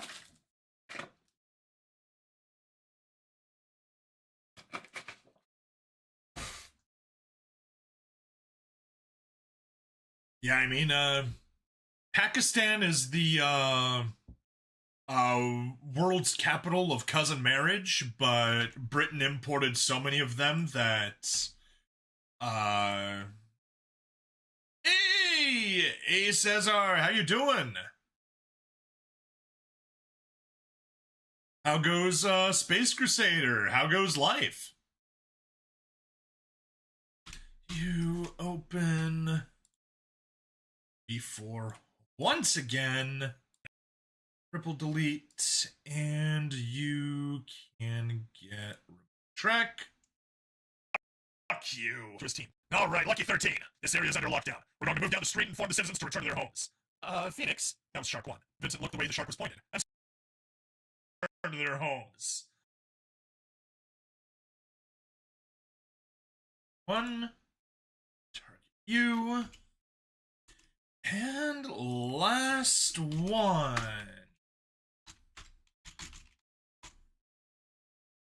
Take that to a 5. That's the right number. I've created many story idea. If only I could create a HY story. I'm assuming you dropped the F there. Alright, generally okay. In the process of better defining the world, plus rewriting and restructuring issues 0 through 8. Alright, cool.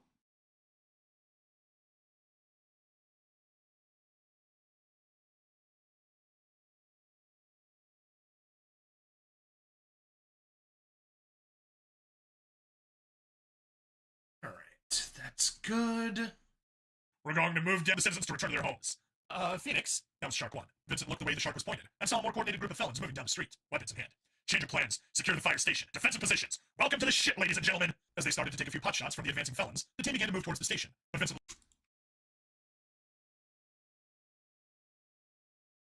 pot shots from... The team began to move towards the station, when Vincent looked around and then found the other drone he knew. Move towards the station. But Vincent found the other drone he knew would be there. Then he flipped that off and shot it, to hear the creature howl in anger once more. Fucking bring it, Vincent whispered, and then moved to follow his team. Oh!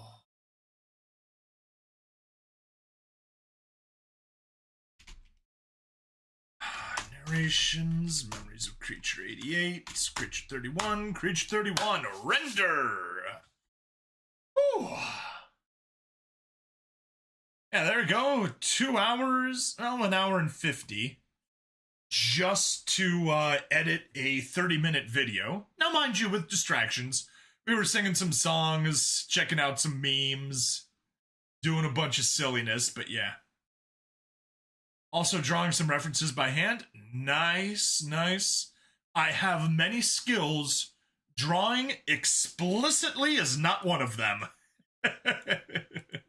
I very much suck at it.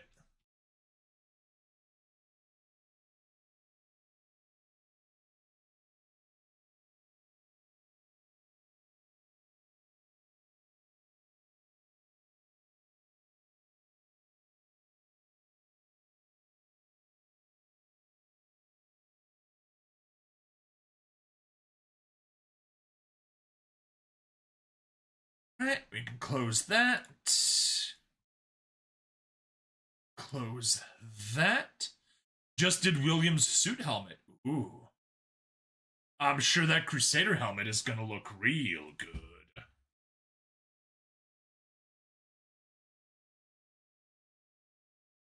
Alright. It's looking good.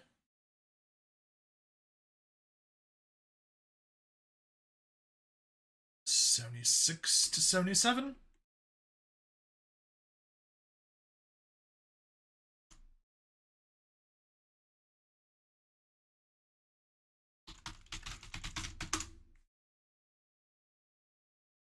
$76 to $77. Start. Open. Small. And Troublemakers. Grab you over there. You still need processing and cleanup because I didn't do that after I finished recording. Select. Normalize. And of course my CPU is at maximum right now, so at least let me increase the cooling a bit.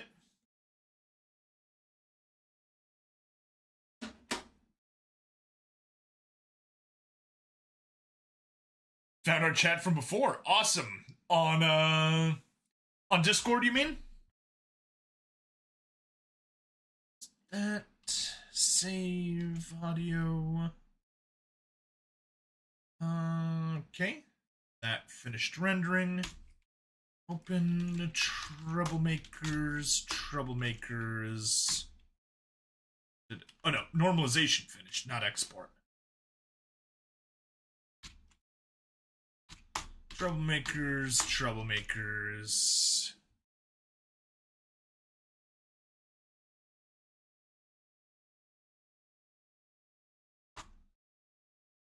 Yeah, we get singing this time.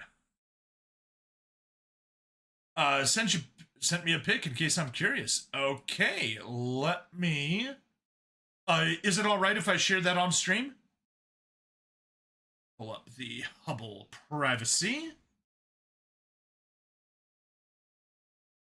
Ooh, nice. I like it. Experimenting with various designs. Yeah, sure. All right, well, here it is. The picture of the Space Crusader.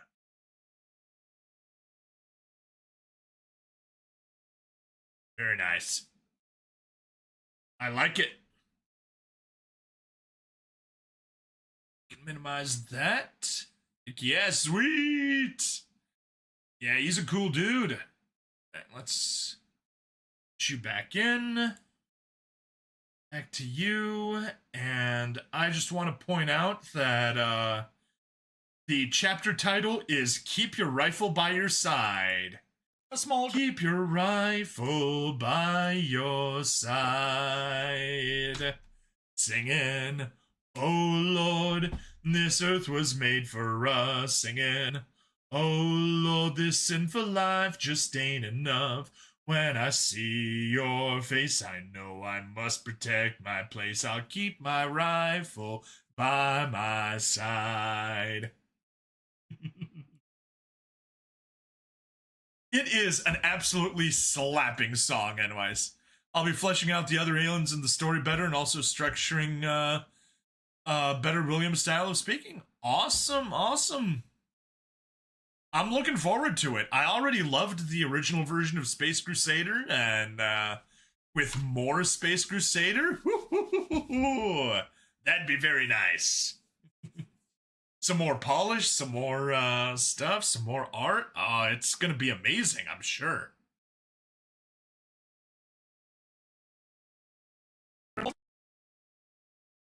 Alright, F Rich 1728.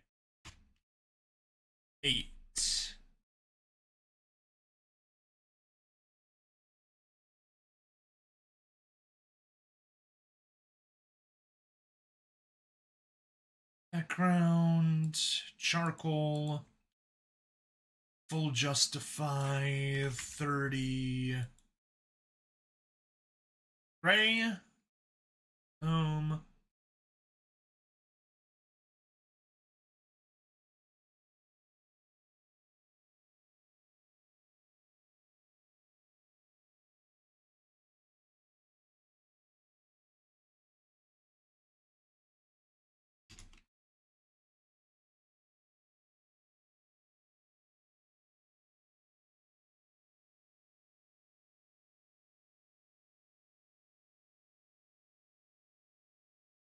Also, sorry for not writing on it for a while now. Life has been lifing. Hey, you do not apologize for not doing a hobby.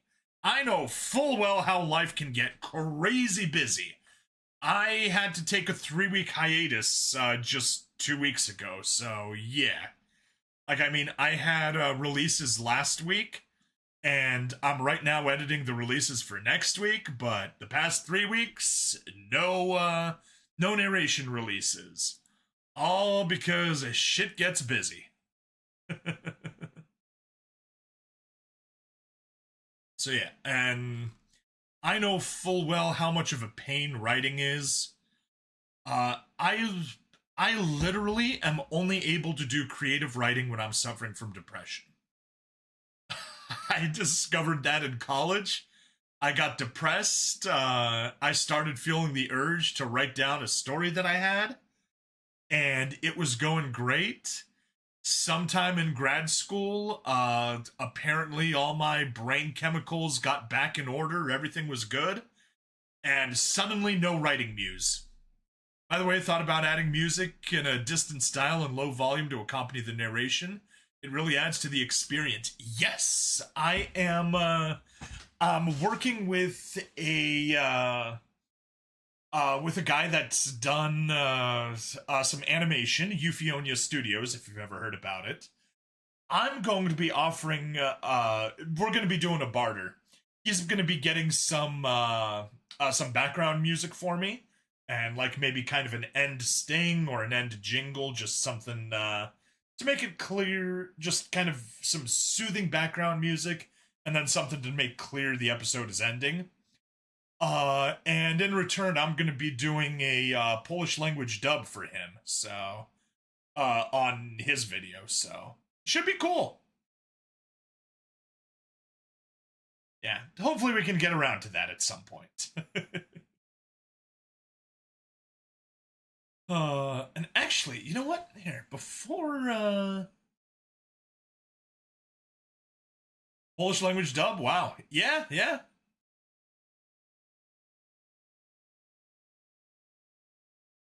Artists.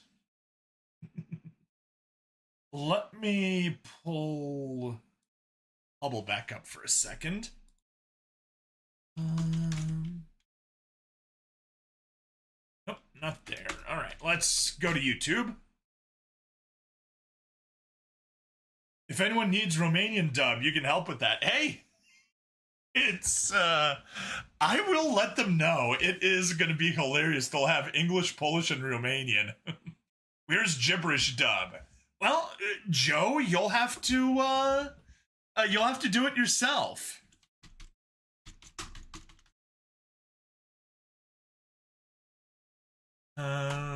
Star Trek Aftermath. Yes. Altogether Productions.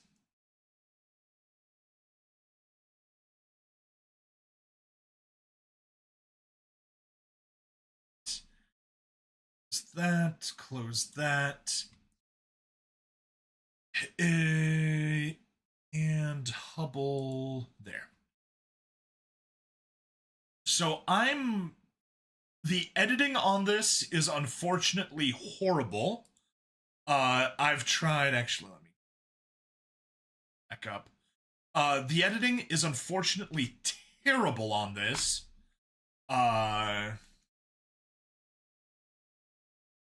I was not responsible for the editing. Not my fault. I did promise to help the editor get a little better at what he was doing, because a lot of the stuff was really amateurish and painful. However, that is a Star Trek radio play that a different friend was directing, and he cast me as one of the characters. So yeah, you can hear me in there if you want to try. See if you can figure out who I am. I assume it's kind of obvious, but yeah.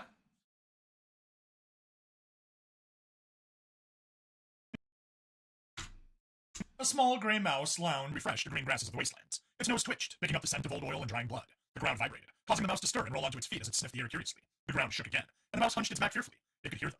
The sound of clicking servos, the whirring noise of ancient reactors, the thud of massive articulated metal feet, accompanied by the soft rhythmic patter of marching troops. The shadow passed over the mouse as it squealed in terror, darting through the grass as a massive metal foot stomped down where it had been just moments ago. Pushing up a small amount of dirt around its foot, the machine took another step, leaving a massive footprint in its wake.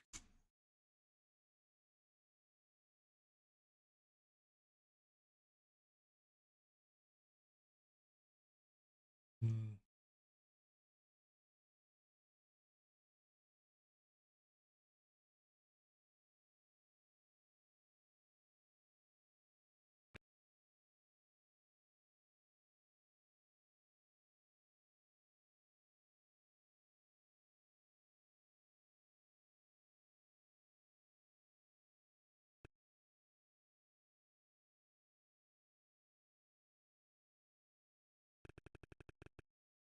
Got to do that.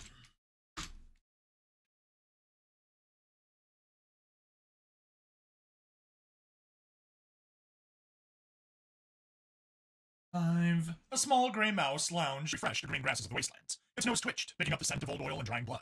The ground vibrated, causing the mouse to stir and roll onto its feet as it sniffed the air curiously. The ground shook again, and the mouse hunched its back fearfully. It could hear them. The sound of clicking servos, the whirring noise of ancient reactors, the thud of massive articulated metal feet, accompanied by the soft rhythmic patter of marching troops. The shadow passed over the mouse as it squealed in terror, darting through the grass as a massive metal foot stomped down where it had been just moments ago.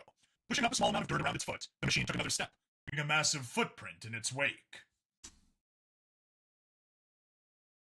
I really don't like that S is the command for split and A is the command for append. And if your finger's just a little bit off, you can accidentally append something when you're trying to split it. No fun.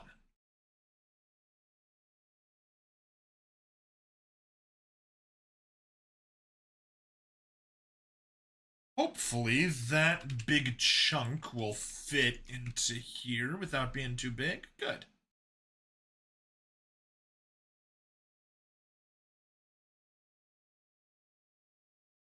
Took another step, a footprint in its wake.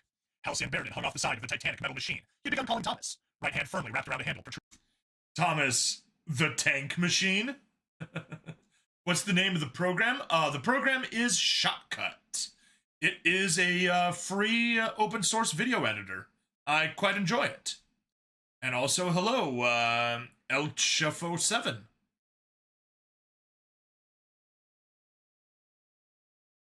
El Chalfo7.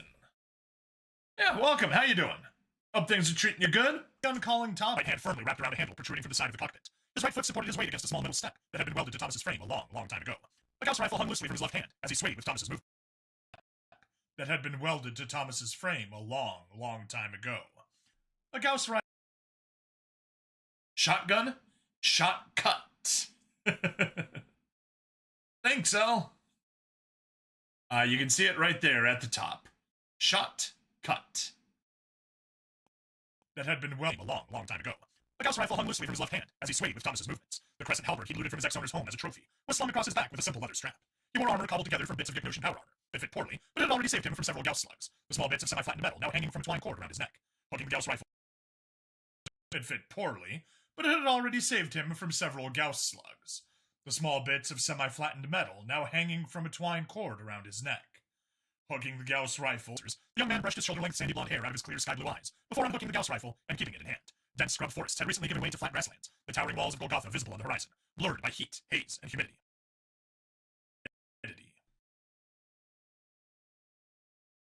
Maybe you'll explore. Okay. I mean, if you need a video editor, it's a good one. It's simple, you're not getting anything crazy, but it's also free, which is also important. Considering I literally have one Patreon supporter at the $2 level, yeah. At least the Rumble Creator Program is, paying some decent money. Better than nothing. Exactly! See, you gotta be positive about these things. Wait, you have a Patreon? I do. It should be in the description. I'm actually positive it's in the description.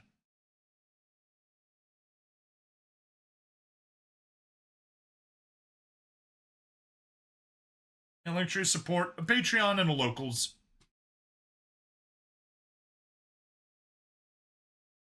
They get the releases one day early. You never checked. Yeah, to be fair, I haven't pushed it much, but I'm a terrible salesman.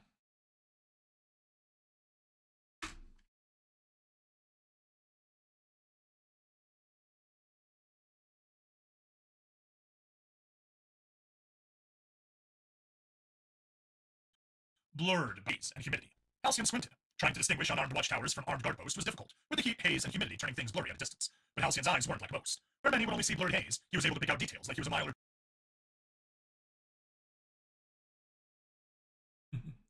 Just hold people at gun. Wait, this is the internet. yeah, kind of hard to do that. The best thing I could do is go blazing saddles and hold myself at gunpoint. Dox them or something if they don't buy your Patreon. All right, Joe the Brick, I'm counting on you.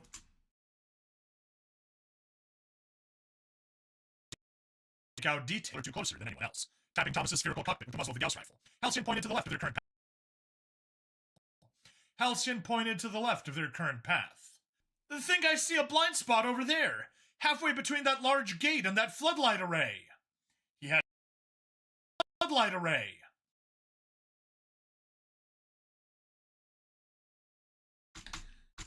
Go. Let's get to the best part.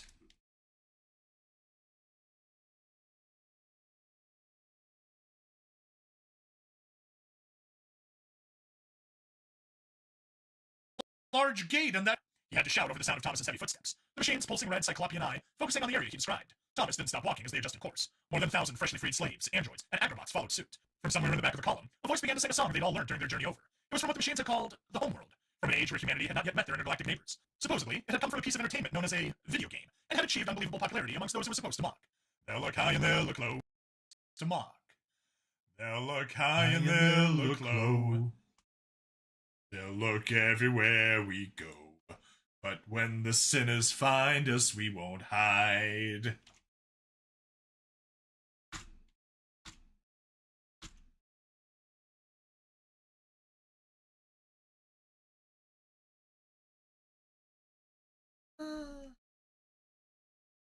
Guess we can.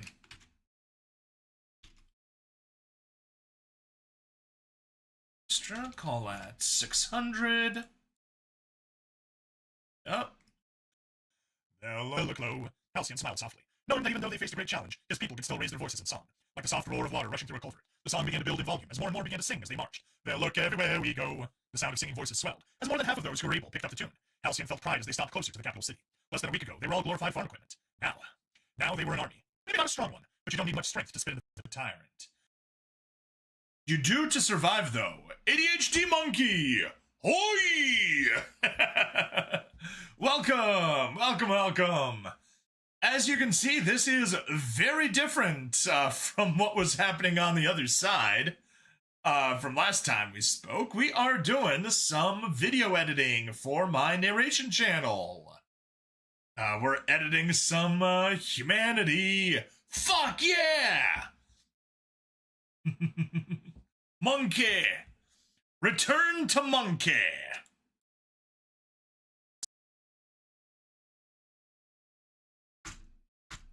Or alternatively, dial M for Monkey. Let me get the whole rest of the chapter in here. 768, you know what? Yes, we can. How's it going? Nice. You do narrations for what? I have a narration channel. I take mostly HFY stories. That's from r/HFY, humanity fuck yeah. And I narrate the stories, put them up on YouTube. Yeah.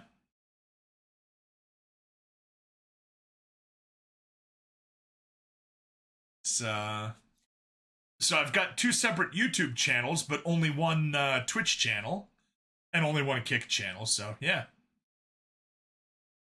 Also, are you adding the accessory things on your VTuber on accident or on purpose? I'm doing it on purpose, actually. God, it's cool. Same channel, different one. I have to check it out. Yeah, it's Stabby Reads. So the elements on the VTube model are mapped to 1, 2, 3, and 4 on my number pad. And when I'm playing a game, that doesn't cause any problems whatsoever. But when I'm doing video editing, well, guess what? Sometimes I need to type 1, 2, 3, 4 in the sizes, and that's what causes the changes on the models. But I realized that happens, and I realized, you know, I actually do kind of like that. It's just the model randomly switching elements. I think it's kind of cool. I enjoy it. Mostly it's just the wings coming back and forth, showing up and popping away. Pretty cool wings. It's from, they're from Data Live when Shido Itsuka uses the twins' power of wind and gives himself wings to have the power of flight, even though he has the power of flight in other scenes without the wings, but whatever. Yeah, so it's like, I did it on accident, but then I realized it was happening and decided not to do anything about it because I liked it. So, whether it was accident or purpose, the answer is yes.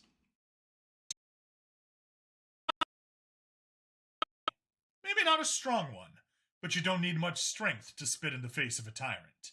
But bind us, we won't hide. To spit in the face of a tyrant. But when the sinners find us, we won't hide. Prolong a deep breath of the clean wasteland air. His people's song reverberating through his entire being, as the rest of the voices joined in, a beautiful harmonic melody rising to the sky from the mouths of free men and women. He didn't know who this mysterious swordsman was that they were supposed to be meeting, but he hoped they could at least enjoy a good song. Clearing his throat, Halcyon passionately added his voice to the rest, belting out the final verses with a grin. They'll come loud and they'll come. They'll come loud and they'll come fast. But if we shoot first, then we can last. There was a pause, a lull in the song as they reached the final verse of the first stanza. Then, as one, they all sang out at the top of their lungs, "Keep your rifle by your side." I mean, that is a good command. You always should keep your rifle by your side.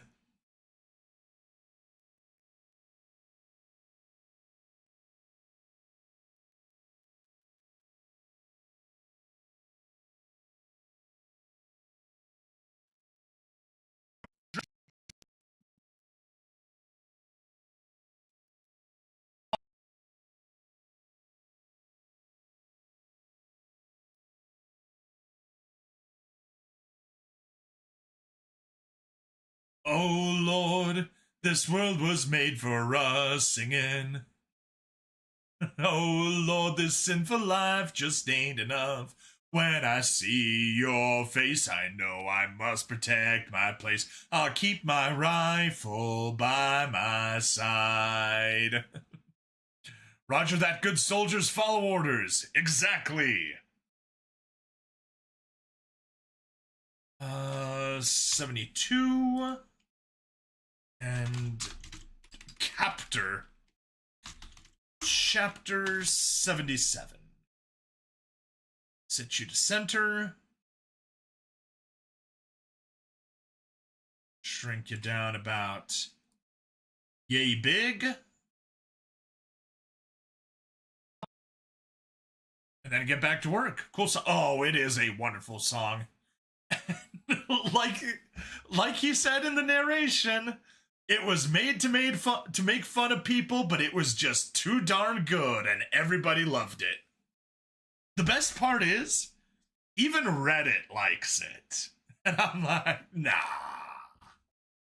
But it's true.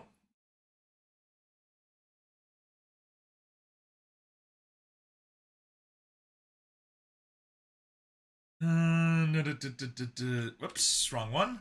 Here.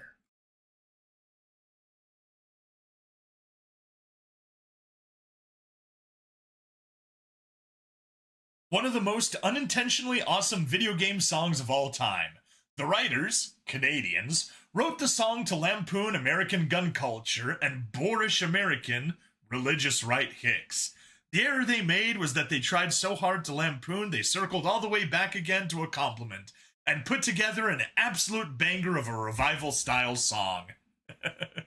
We love the genre of song made to be an insult but end up being used by the targets of the insult. Yeah! Exactly. I mean, we're really good at turning around insults. I mean, for example, Yankee Doodle went to town.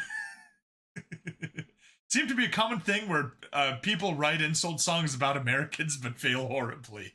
It does seem to be like it. I don't know why you can't write, Joe.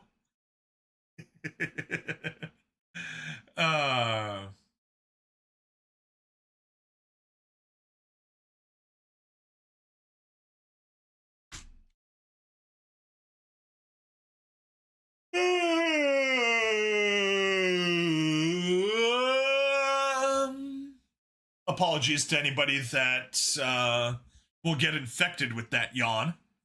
Devil dogs for the Marines also started out as an insult. Interesting. I did not know that.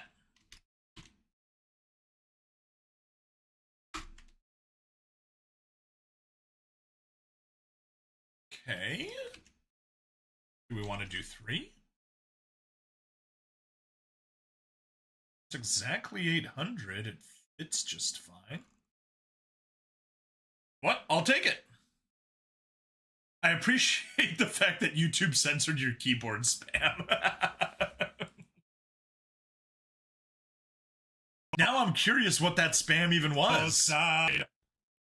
Drake flopped down into the smoky chair Death had provided him earlier. There was a deep pain in his chest, like a dull knife between ribs. He'd ignored it up until now, pushing it away, afraid to let it take root.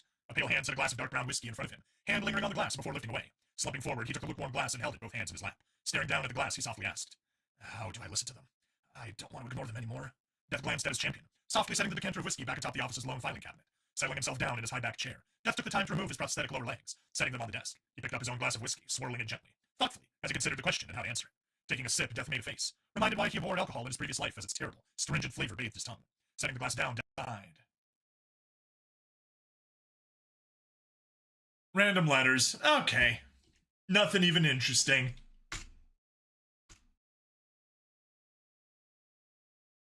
That is definitely not going to fit. There is no way that that will fit. Yeah, no. 960. It's going to have to go for a small one.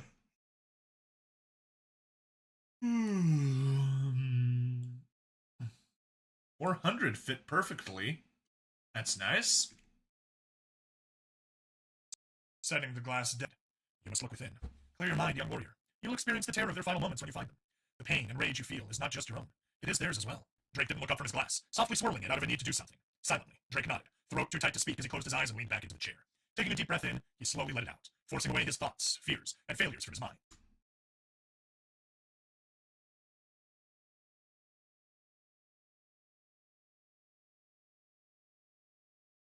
Off to bed. All right, you have a good sleep, Freedom Fiend. Thank you for hanging out. I always appreciate the company. Makes editing so much more fun when there's a peanut gallery. Whether that's heckling, convincing me to get distracted and do memes, get distracted, check out memes, just bullshit around, sing some songs. Always lightens up the monotony of a good editing session. Thoughts. Even if it slows it down. Small dark loaves baked in the earthen oven. My old frail hands gently taking them from the rack and setting them out to cool with a smile.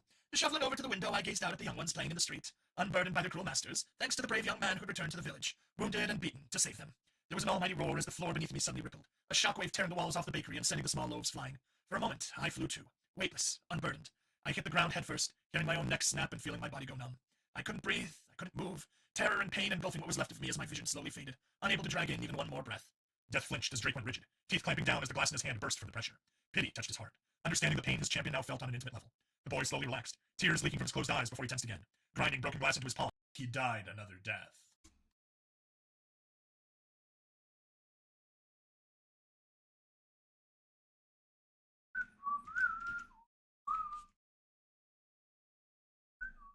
Hey, correct size again. Into his palm as he died. I capped the water gourd eagerly, rushing from the well towards the fields. Big Brother had returned like he said he would, new scars adorning his face and hands as souvenirs of battle. I hardly waved at Big Brother as I ran towards him across the freshly plowed fields, holding the gourd high over my head proudly as I reached him. Big Brother laughed and gently took the gourd, uncapping it and taking several swallows of the fresh well water. He capped it and handed it back, along with a smile and thanks, leaning against the plow handles. I smiled at him before running off with a light giggle to refill the gourd. Halfway to the gates, I heard Big Brother scream my name. I paused, turning my head to look at him before smiling and waving goodbye. The ground heaved, a chunk of earth flying up and crashing into my chest, crushing the gourd. I felt my arms, then my ribs break as I was lifted away, thrown onto my back and crushed beneath the massive stone. I couldn't breathe. I couldn't even draw enough air to cry for help. Terror washed over me as darkness encroached on my vision. I tried one last time to call for help, but nothing came out, not even a squeak. I felt myself beginning to cry as the darkness took me into its embrace. Searched up Shotcut gave me a Movavi, which describes itself as an alternative to Shotcut. Typing skills never improve. Yeah, I mean...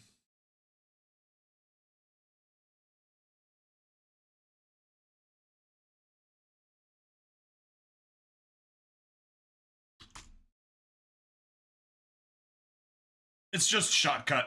Right there. First thing that pops up.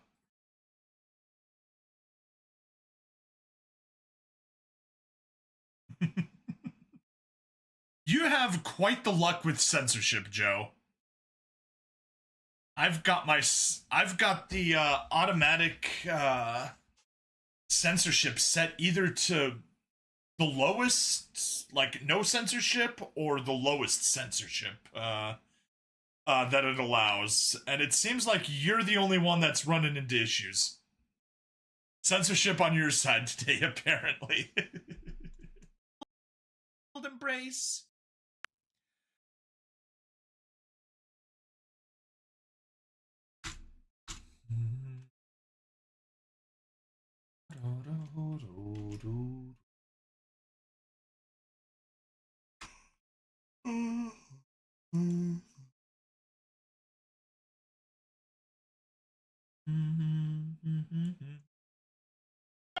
Darkness took me. Memory after memory of death, carnage, and destruction flashed before his eyes. Promises he couldn't keep, lives he couldn't save, grief so all-consuming it threatened to destroy him. His grip slowly fading as pain, fear, anguish, and regret washed over him like a tidal wave. He wanted to cry, to scream, to do anything to stop him from dying, all while knowing he couldn't. I held the rifle in shaky hands, fear thumping through my veins as the bunker shook. Then he was there, asking for a rifle. A boy a few years younger than me, scarred and confident with the air of a warrior as they demanded a gun. I held mine out, timidly asking if we were going to make it. He'd paused then, stoically smiling as he asked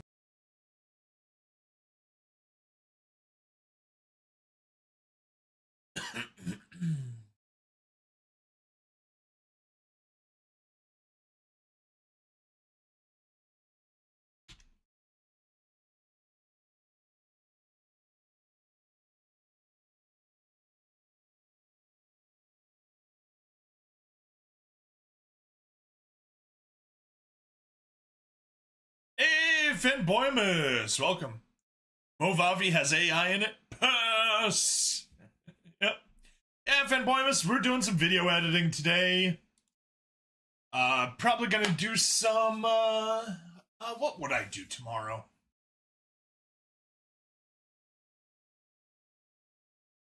Good night. Yeah, we'll do, SD Gundam G-Gen on tomorrow's stream. We'll do, yeah. We'll do Super Robot Wars on Monday, and then we'll probably do some more G-Gen once again on Tuesday. And that's the general idea. For now, you get to listen to some narration instead. Stoically smiling as he asked my name. He nodded, reassuring me everything would be fine. Darkness, so complete and empty that it pressed down on him like a mountain. The only thing he could still feel was terror and loss.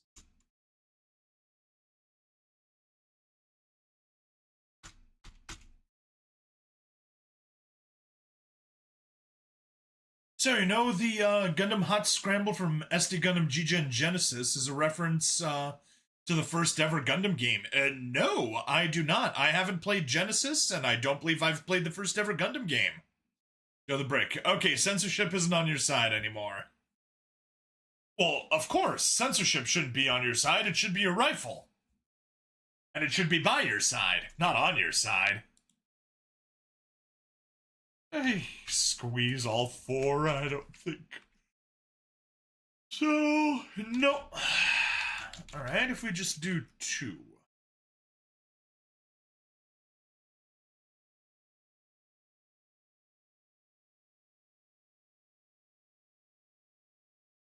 This will have to do a 400.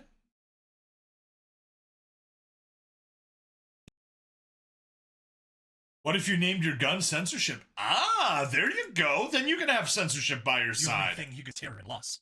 Drake's grip slipped, and there was a moment where he was falling. He died 100 deaths, then another 100 more. Blaster bolts and Gauss slugs burning and tearing his flesh as he cried out in pain, falling deeper and deeper into insanity, until a soft, small hand took his own and he grabbed it, holding onto it for dear life as he was dragged from the whirlwind of gruesome death and destruction within his own soul. His bare feet touched soft grass. A voice, like tinkling bells, softly pleading. Open your eyes, mister. Please open your eyes.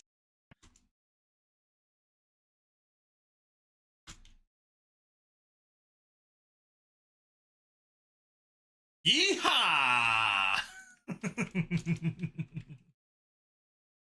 You yeed your last haw, mister. Please open your eyes. Recognizing the voice, he clamped his eyes shut tighter, unwilling, or perhaps unable to reopen the fresh wound so soon. He shuddered, shaking his head as tears of anguish leaked from his eyes. He shook his head, unable to speak through the lump in his throat as he fell to his knees, sitting on his heels as he slumped forward, holding on to that tiny hand with everything he had. He forced himself to speak, his voice barely more than a croak. I'm afraid. I'm afraid to. I don't know if I can. Why are you still awake? That is a good question, Joe. It is 2 a.m. after all. Seems kind of weird to still be awake at this time. Okay. 3 pages and a tiny bit. I think we can fit all 4. Nope. Goes to 816.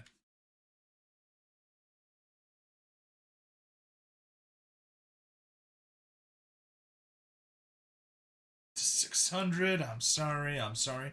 4 a.m. there. Yeah, that's even worse. Although that's how long I've been staying up lately, so I'm not exactly a shining example of good sleep habits. If I can. Another small hand cupped his, squeezing it tightly, reassuringly, as Miranda gently hugged it to her chest. A vibrant, pulsing heartbeat shot up through Drake's arm, forcing his eyes open. He knelt in a field of endless grass. In the distance, people he knew and recognized bustled about, building houses, playing music and games, and laughing. He looked down at the small girl in simple white clothing, holding his hand to her chest with a teary-eyed, concerned look on her face. He couldn't believe his own eyes. That heart-throb continued to pulse up his arm, into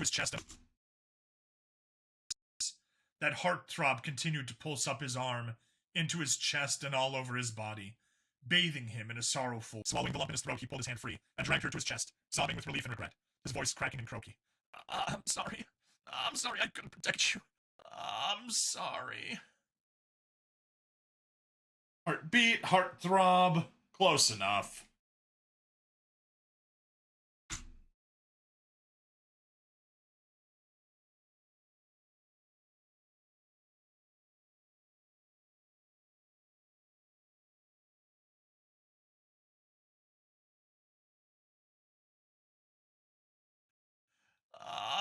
Her small arms wrapped around his broad shoulders as he bawled his heart out. He felt Miranda's small hand pat his back as she quietly, compassionately shushed him. It's okay, mister. It's okay. I forgive you. And nope. Turns out we needed the 600.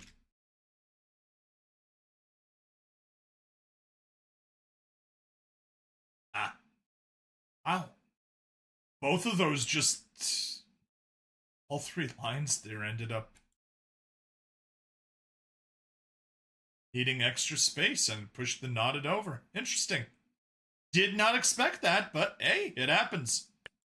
It's okay, mister. Okay, I forgive you. Drake's body racked with sobs of relief as he finally accepted being forgiven. Taking the time to compose himself, he took a few Breaths, and when it no longer felt...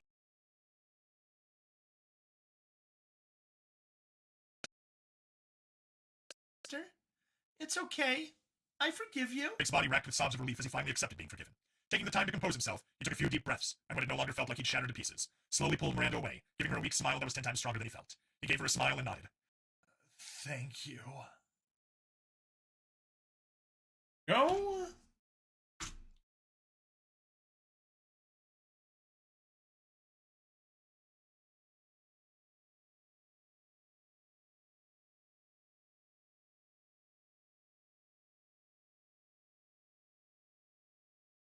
That one can be reduced to 550.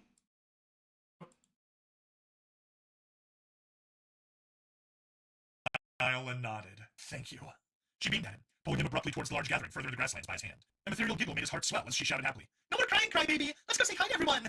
Drake let himself be pulled along, feeling that heartbeat all around him now as he entered the under-construction township. From the unfinished roof of a small house, a scrawny figure waved amicably before shouting, "Hey, boss man! Long time no see!"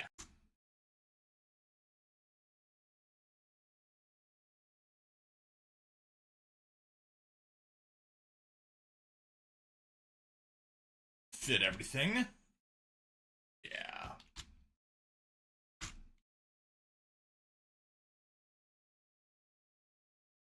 That's a 650. I like that number. Shoulder, get that far. Hey, boss man! Long time no see! Drake looked up in surprise as Randall leapt from the roof, landing cat-like on the ground before jogging up to Drake with a teasing grin. The young man was happy-looking, well-clothed, and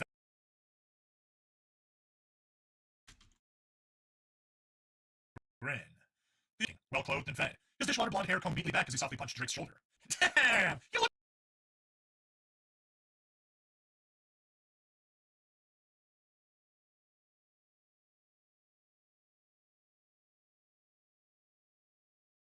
Yeah, speaking of time zones, apparently, is Twitter has something happen in the algorithm that, Japan and the US were basically seeing each other's feeds.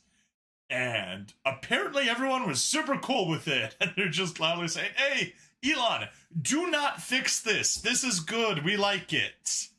Hitting cat-like on the ground to Drake with a teasing grin. The young man was happy-looking, well-clothed, and fed. His dishwater blonde hair combed neatly back as he softly punched Drake's shoulder. Damn! You look like shit! Giving those lizards hell for me? Drake nodded firmly, quickly drawing the young man into a tight, quick hug, before confirming. Oh, yeah, I've been giving him hell. I'm a troublemaker after all, through and through. Randall laughed good-naturedly before jabbing a thumb over her.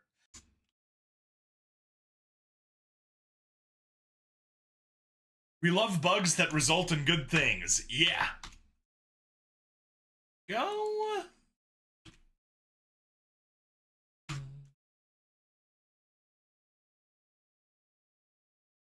Laughed good-naturedly over his shoulder. I gotta get back to work. Houses don't build themselves after all. Good seeing you, boss man. Randall turned and jogged back towards the house, waving goodbye before leaping onto the roof like he was made of helium. Miranda tugged Drake's hand and he followed, looking around at his people with mouth agape. Some waved, others tossed a friendly insult, and yet more simply walked by with a gentle smile of acknowledgement. For all the sorrow and chaos of the past months, Drake could finally start trying to forgive himself. Miranda stopped suddenly, shaking Drake out of his reverie. Looking up, he saw his old hovel, rusty tin siding strapped to a framework of discarded pipes and lumber, the sloped, semi-concave roof hanging out over a plastic barrel, full of rainwater. It was just as he remembered it. So simple, and yet so comfortable. Miranda looked at his home with a melancholy expression before softly.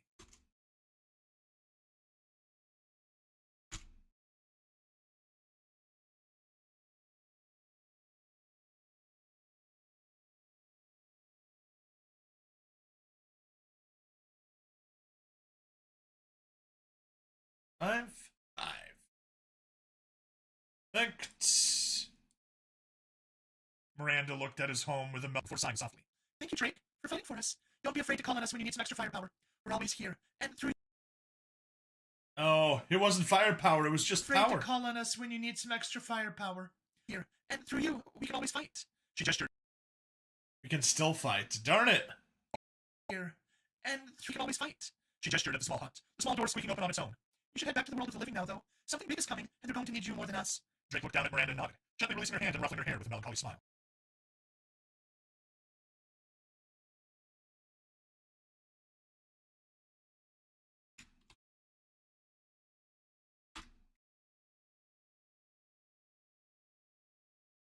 Goodbye, wings! Hand and ruffling her hair. All right, kiddo. I'll be back when I get some time, all right? She nodded eagerly, eyes lighting up.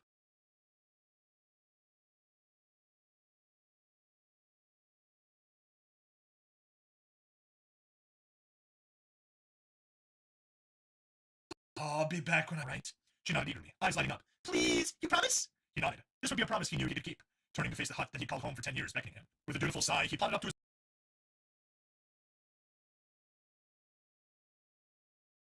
hut and stepped inside.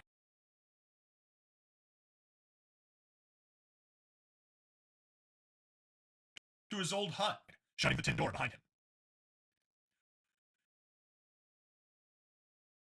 Alright, that gets us down to there. Can we please do this as one? Yes, we can.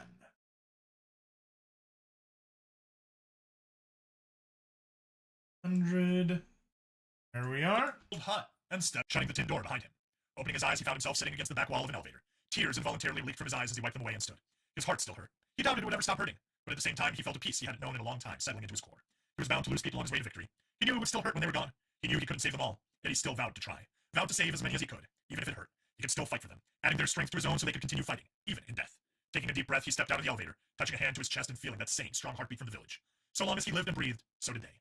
This thought bringing peace to the pain in his heart as he softly whispered, "You guys ready to kick some ass?" Strength flooded his body like never before, as the souls living inside him cried out for vengeance. Vengeance! I am vengeance. I am the dark.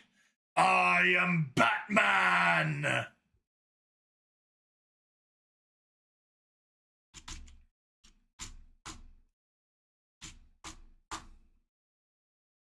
There we go. Troublemakers rendered. Well, started rendering.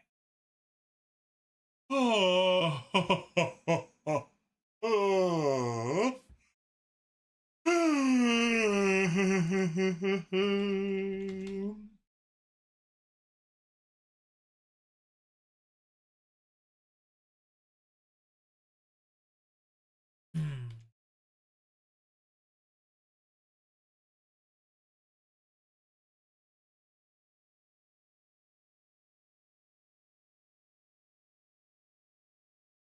There we go.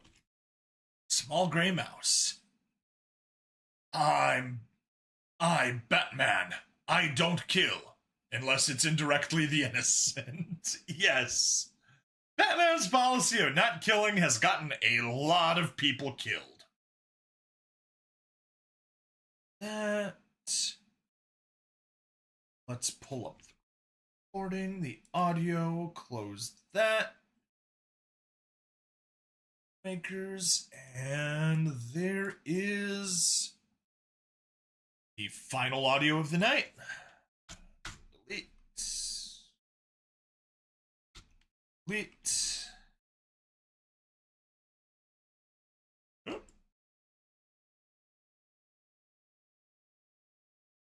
Normalized to -3. It's really funny because the comics have to somehow justify it against a character who is okay with killing the villains.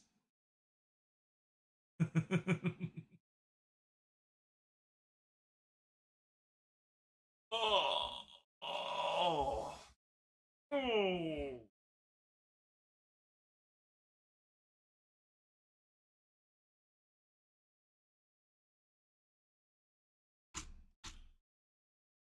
Nope. Narration. One shots. In Babylon they wept. Someone had to go first. Someone had to go first.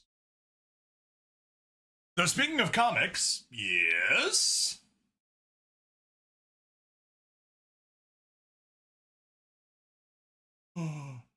There was one Batman comic where the villains killed Alfred, which led to a series of events of everyone on Earth dying. I mean, you do not mess with Alfred.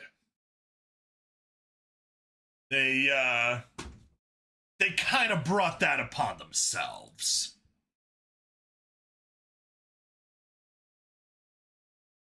All right, just 4 pages. We'll be good. Narration, new folder. In Babylon, they wept.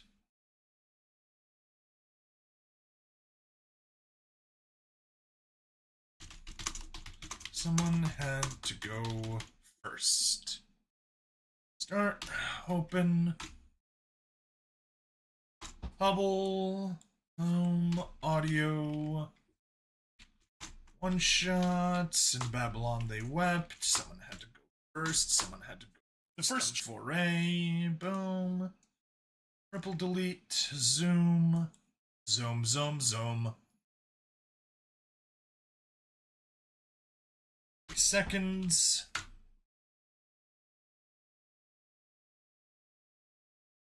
Zoom back in. Basically, Batman made a robotic Alfred that was designed to get rid of threats to Batman Bruce, which it reasoned everyone was a threat. Oh no! The horrors of AI! Did we not learn that already? That is not how we behave. I mean, anybody that's read Dune knows about the Butlerian Jihad.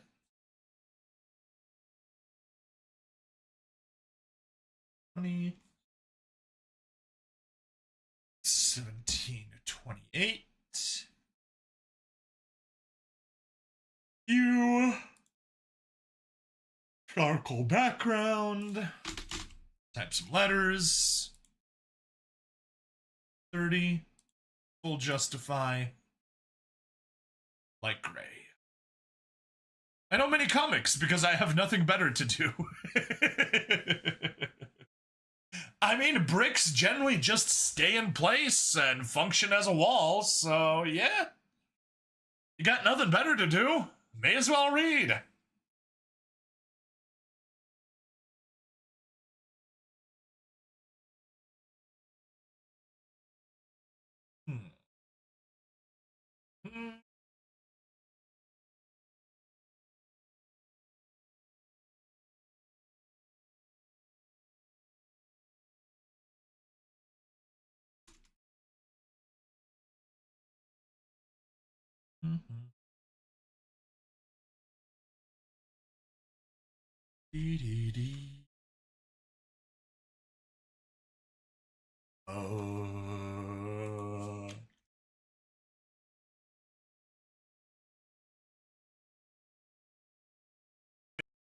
$700.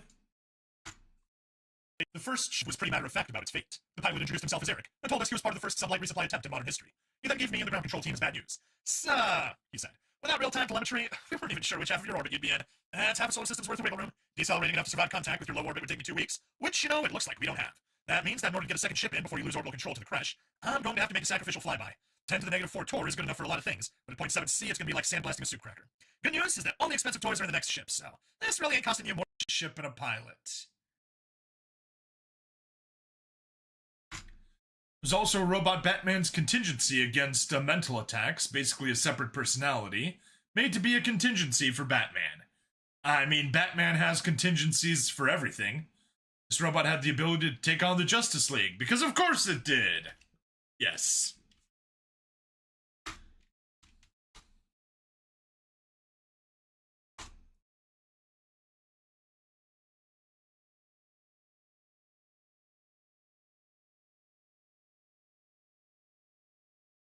I remember seeing some clip of a guy in the Justice League. I don't know. He reminded me of Colossus from the X-Men, but whatever. Some big metalish dude. And he's like, "Why is Batman on the team?" And the rest of the Justice League is horrified. Just like, "Oh no, what do you mean?" Batman and his paranoia, he made his own Amazo. Okay. Amazo, the amazing robot.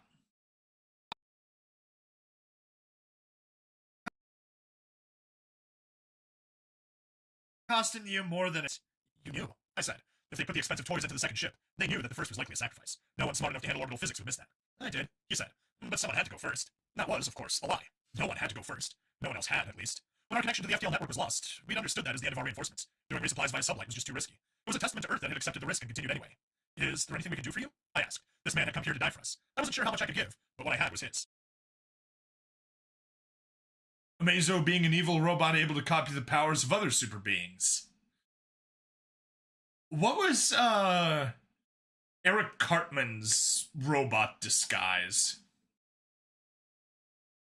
Which leads to Batman falling from space and somehow living. It is not a good idea for him to copy Bizarro. Then the other personality somehow got into the contingency that tried to kill Batman. Okay.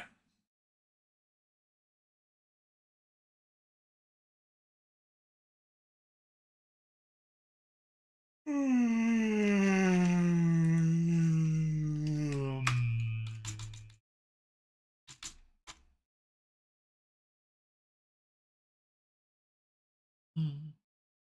600, get you. Give. Tis.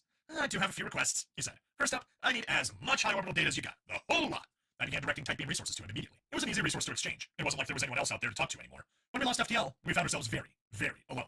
Second, he said, right, I know I'm gonna sound like a princess right now, but I've been stuck in this stupid tin can for almost 2 years now, and I seriously overestimated how much I like synth music. If you have anything that's analog, I don't care what kind of string or drum or brass you play, but I'd kill to hear something without a beat in it.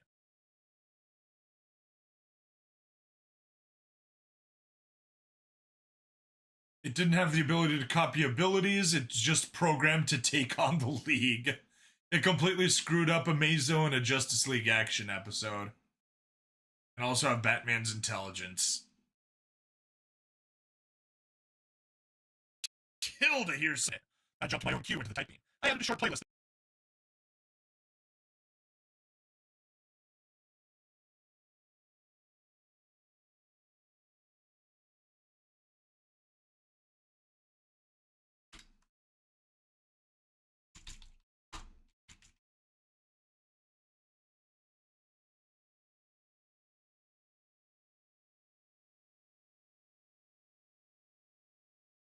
Beep in it. My own cue into the type beam. I added a short playlist that I ripped from the local web. Human music. It was labeled 3 terabytes. I prayed there was something on it that he'd like.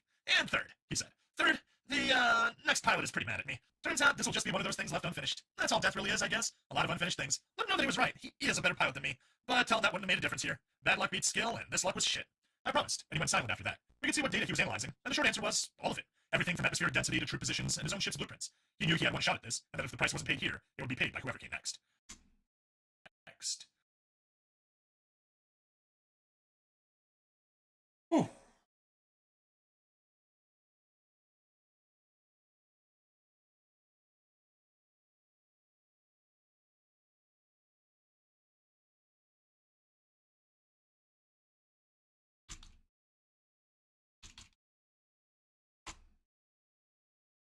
Perfect.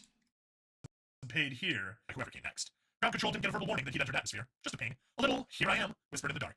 After that, we could keep track of visuals alone. He hit the outskirts of the exoatmosphere in his first pass, burning bright enough to be seen with the naked eye. He caught the sparse particles like a kite, trying to shed enough speed to hit actual low orbit. Automatic telemetry updates gave us the grim news for the ship. Thermals were holding up decently, but the ablative was wearing out fast. The entire descent brought us more than 2 hours reprieve. The crash hadn't expected to see a resupply, but they knew what one meant. Get it now, get it fast, or deal with a stream of new troops. They could buy themselves 10 days' time by shooting this one ship down now. That was an eternity during the siege.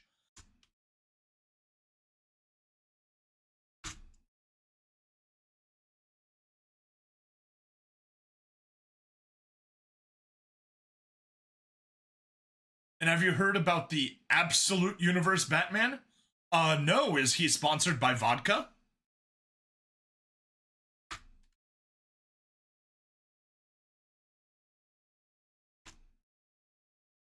And that's too much.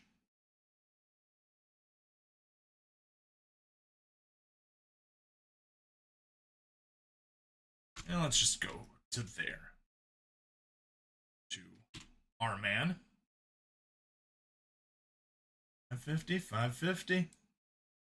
That was 4 lines. Down now. During the siege. The first loop lowered the speed by about a 20th of light. The pilot responded by pulling the ship in tighter, burning, trying to preserve more ablative plating by trading off with thermal. 7 fighters were close enough to fire off heat seekers. I don't think the crash had ever anticipated shooting down a craft coming in that hot. The missile's decoy avoidance countermeasures actually made it steer around the thing, chasing down loose pieces of shrapnel, cold fragments, still hotter than an engine should be at full blast. The simple mistakes bought enough time to enter pre-orbit, and the fighters had to stop their pursuit. They weren't willing to die to stop the ship. Our man, on the other hand, was already committed to that course.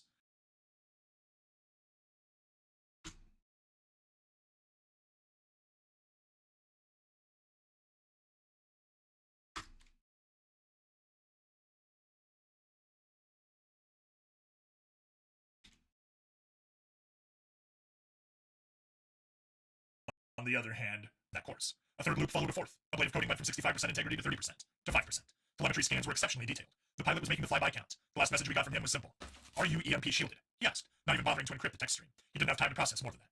Yes, we replied. We knew what he was thinking, but it was still a shock to see it. The fusion torch flared hot, burning through the nozzle and feeding directly into the craft's deuterium supply. The reaction went supercritical, and the resulting neutron pulse set off everything in the ship with a Z count higher than iron. 3 continuous seconds of EM interference screamed through the comms as the hull burned through orbit.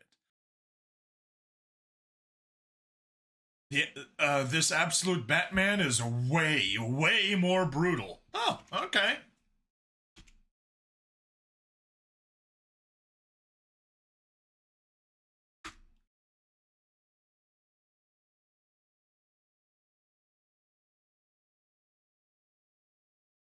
$500.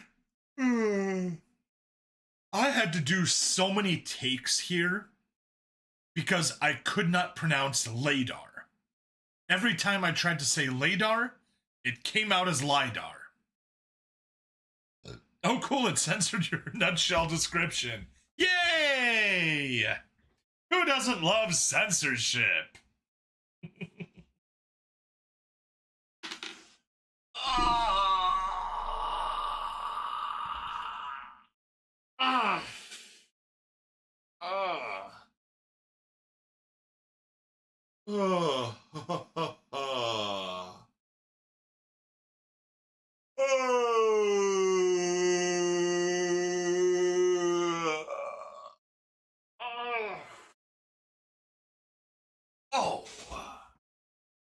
There we go. Also, his Batmobile is a dump truck. Take 2. Attempt 2. Take Batman, make him 6'9", make him even more buff, make him middle class, and one parent is alive. Okay. So he's Reacher. That's not Batman, that's Reacher.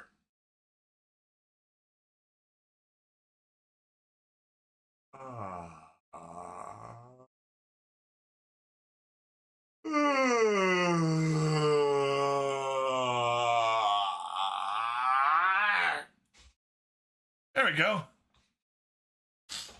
Hopefully that yawning helped. If it didn't, I'll be upset.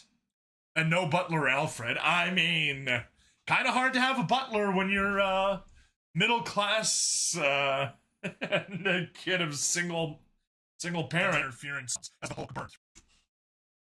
It would help if I had my earbud in. Instead, Alfred is still a military mercenary in this universe. Okay. Screamed through the comms as the Hulk burned. The explosion itself wasn't powerful enough to kill the crashed ship still in high orbit, but it made enough broadband radiation to blind both sides' LADAR.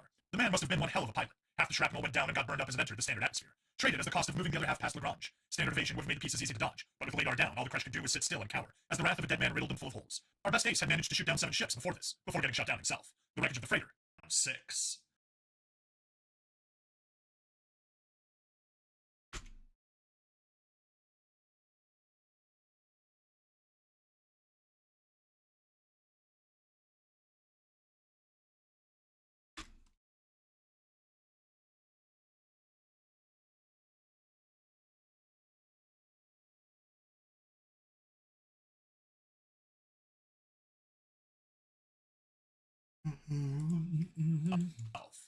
The wreckage down 6. The second ship came in stealth. 1 second we were holding attrition in high orbit. The next, something the size of a small station came ripping through the atmosphere. It did the same trick as the former, swapping between ablative and thermal loads, coming down at a speed that the crash fighters didn't even try to match. Armies could be built in years, but skills like this took decades. Telemetry connection was established almost as an afterthought. The way the ship casually ate through ablative armoring made my eyes water, but the pilot himself seemed pretty nonplussed. You're down 15% coverage. You need...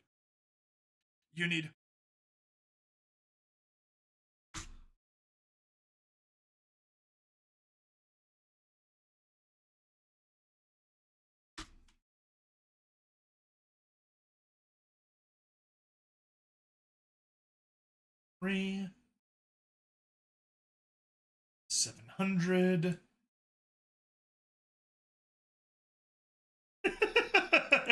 Joe, you are so unlucky with the censorship. Down 15% coverage. You need... What I need, he said, is to see the previous ship's telemetry. If there's one thing you can trust, it's that this bird is going to come down gentle. He cut off my chance to reply by flicking the channel off. We watched, and we wrung our hands. But sure enough, he came in 6 minutes later, with 4% of the ablative left. I met him on the landing pad.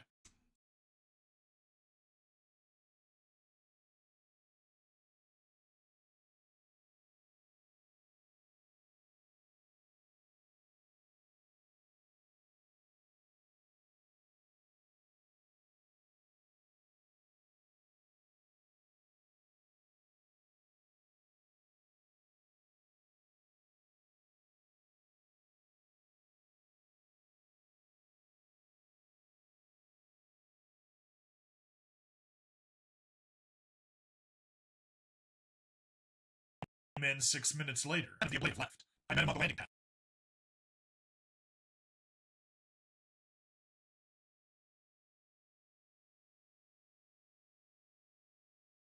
With 4% of the... I met him on the landing pad. Under normal circumstances, we'd have needed 24 hours for the craft to cool enough to even approach, but we had cryo ready just in case. 3 tankers of nitrogen, and the loading area, at least, was cool enough to touch. Safety would have to take a backseat to speed here. We needed the supplies fast. But those both would take a backseat to a promised conversation with the second pilot.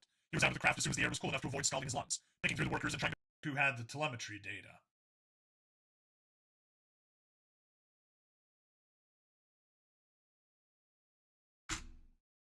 Last page!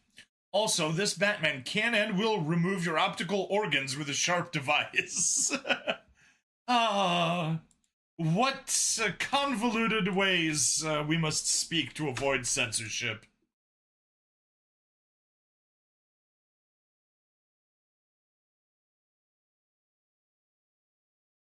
Here let I. 650, good. YouTube, let me talk about Absolute Batman! Picking through the workers, scalding his lungs. Picking through the workers and trying to find his lungs. And trying to find who had the telemetry data. I found him first. The drive went into his hands, but I needed to keep my promise with Eric before letting go. You're better than the first pilot, I said, and I wasn't lying. If the previous flyer had been a saint, this one was a god. But he wouldn't have been able to manage the landing either. There just wasn't time. Let me see, he said, talking about the drive. Just let me see. I have to know I couldn't do it either. I have to know that someone had to die. I let go of the drive, and he stopped back into his ship. I didn't follow. I figured I'd push things far enough as it was.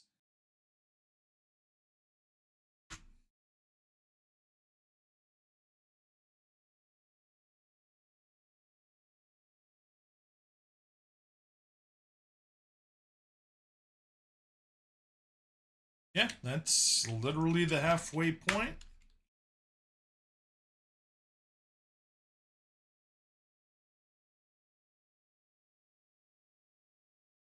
$600. Back into his ship. I figured I'd push things far enough as it was. The second pilot left the ship 6 hours later. He looked bleary, in a way that put me at ease. I'd been up the last 6 hours directing supplies from the ship. Everything from ground orbit rails to AGI targeting systems was inside, and to say it was game-changing would be an understatement. It was good work, but I was tired, and I didn't want to have to pretend otherwise. Seeing the other man with bags under his eyes meant we could just be frank with each other. I couldn't have managed it, he said, half ashamed, half relieved. It just wasn't possible, I agreed. We sat there a moment longer. I didn't mind the break. This was time well spent.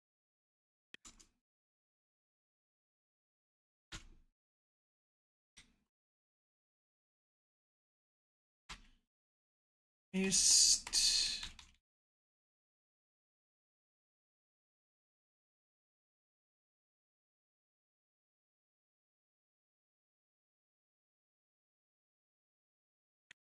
This was time. Did it hurt? He asked finally. The blade had failed before cooling, I said, which was the technical way of saying no.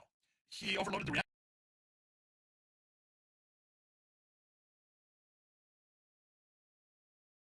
Before the ship actually broke up and... Some kind of slingshot maneuver. He hit the main body of the crashed fleet with half a space station's worth of shrapnel. Good, he said. I knew the signs. The tremor in his cheek, the way his jaw clenched. It wasn't professional, but I hugged him anyway. Let him have the dignity of choosing to weep instead of having it wrenched out of him. It was a gift we'd all been given at some point in this war. At least now, there was hope it could be over soon.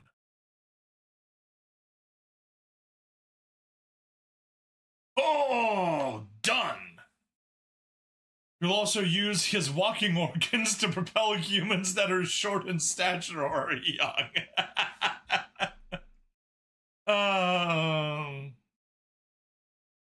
But does he unalive anyone?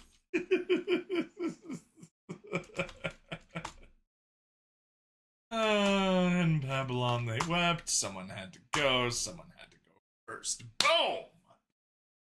He turneth thy weight into a melting liquid if one deems too many evils are contained within the liquid H2O. Oh.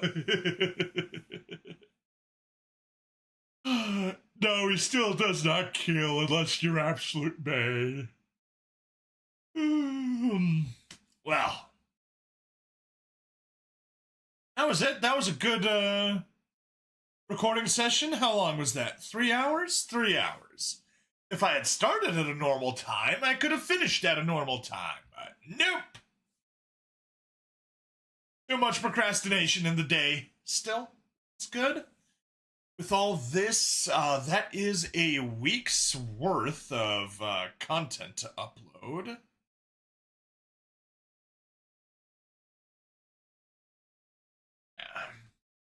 Shows you kind of how bad my my backlog is right now.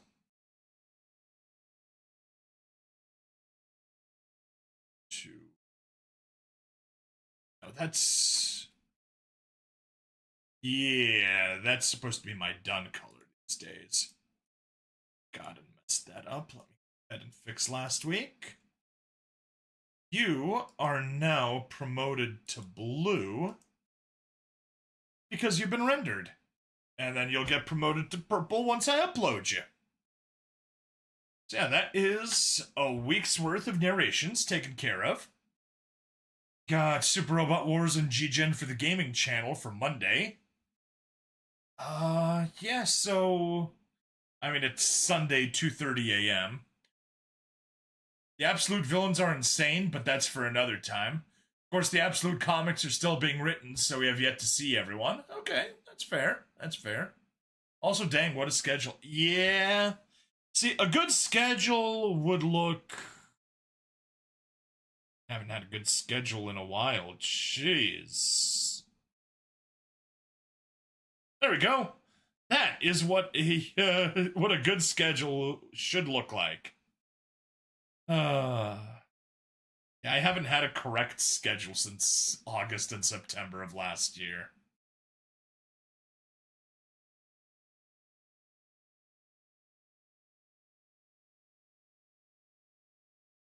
RIP. Yeah. You know, we got holes.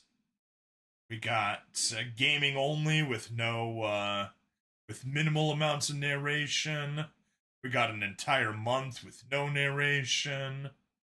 We got narration popping in for 1 week and then immediately not making it the second week, coming back the week after that, and then holding tight more or less for a month, and then dropping off for all of March and coming back last week, and now we're here. YouTube censorship turning me into Shakespeare just to talk. I mean, that's how we get things like Unalive, literally just coming from censorship. Yeah, and I got Super Robot Wars for Mondays. Need to get it for Wednesday, Friday, Sunday of next week. But yeah, and we've got G-Gen for Monday, and I need it for the rest of the week as well. So yeah, Sunday, after getting some sleep, well, first I need to upload this because I hate the word unlive. I hate it too. It is terrible. Absolutely terrible. Yeah. So I guess just kind of my schedule coming up. I need to upload Memories of Creature 88 Chapter 31 because Patreon does get it a day early, which is 8.5 hours from now. I just say terminate like it's the SCP Foundation. There you go. The other thing you could say is send you to the next dimension. Yeah, so Sunday stream is going to be SD Gundam G Generation Eternal. Hopefully we can get 4 episodes recorded, which will fill out the rest of the week. Then on Monday night, we will stream some Super Robot Wars Y. Hopefully we can get... Oh yeah, 3 episodes. We could easily get 3 episodes, but I'd hope for more, but 3's fine. Going to the Shadow Realm, Jimbo. Yeah.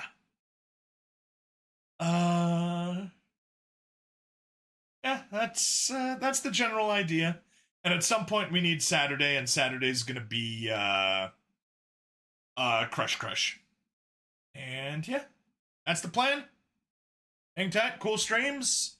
Obviously that stuff's all gonna be on the gaming channel, and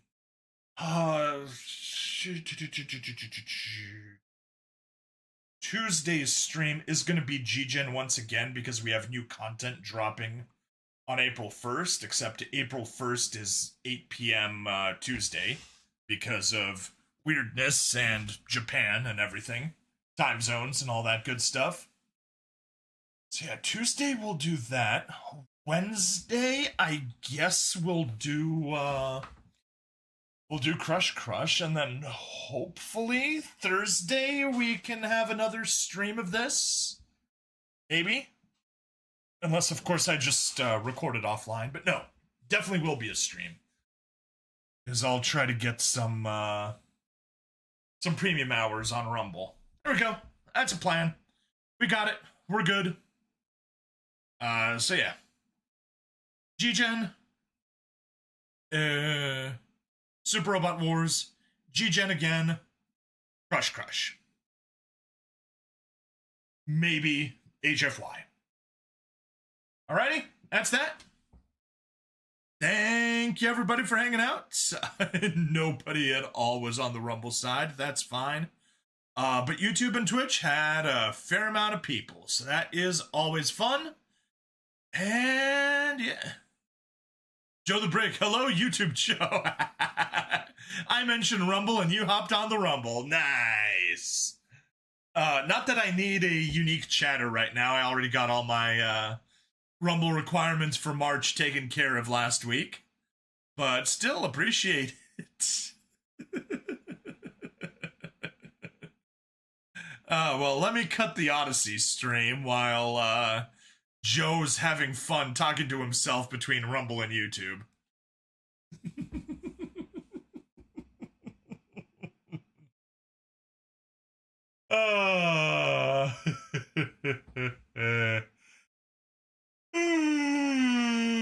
Truly the best experience. Yes, I'm sure it is. All right. Good night, Joe. Thanks for hanging out. Fanboyamas and Wise. Yeah, Mystic Blade works, I think. Yeah.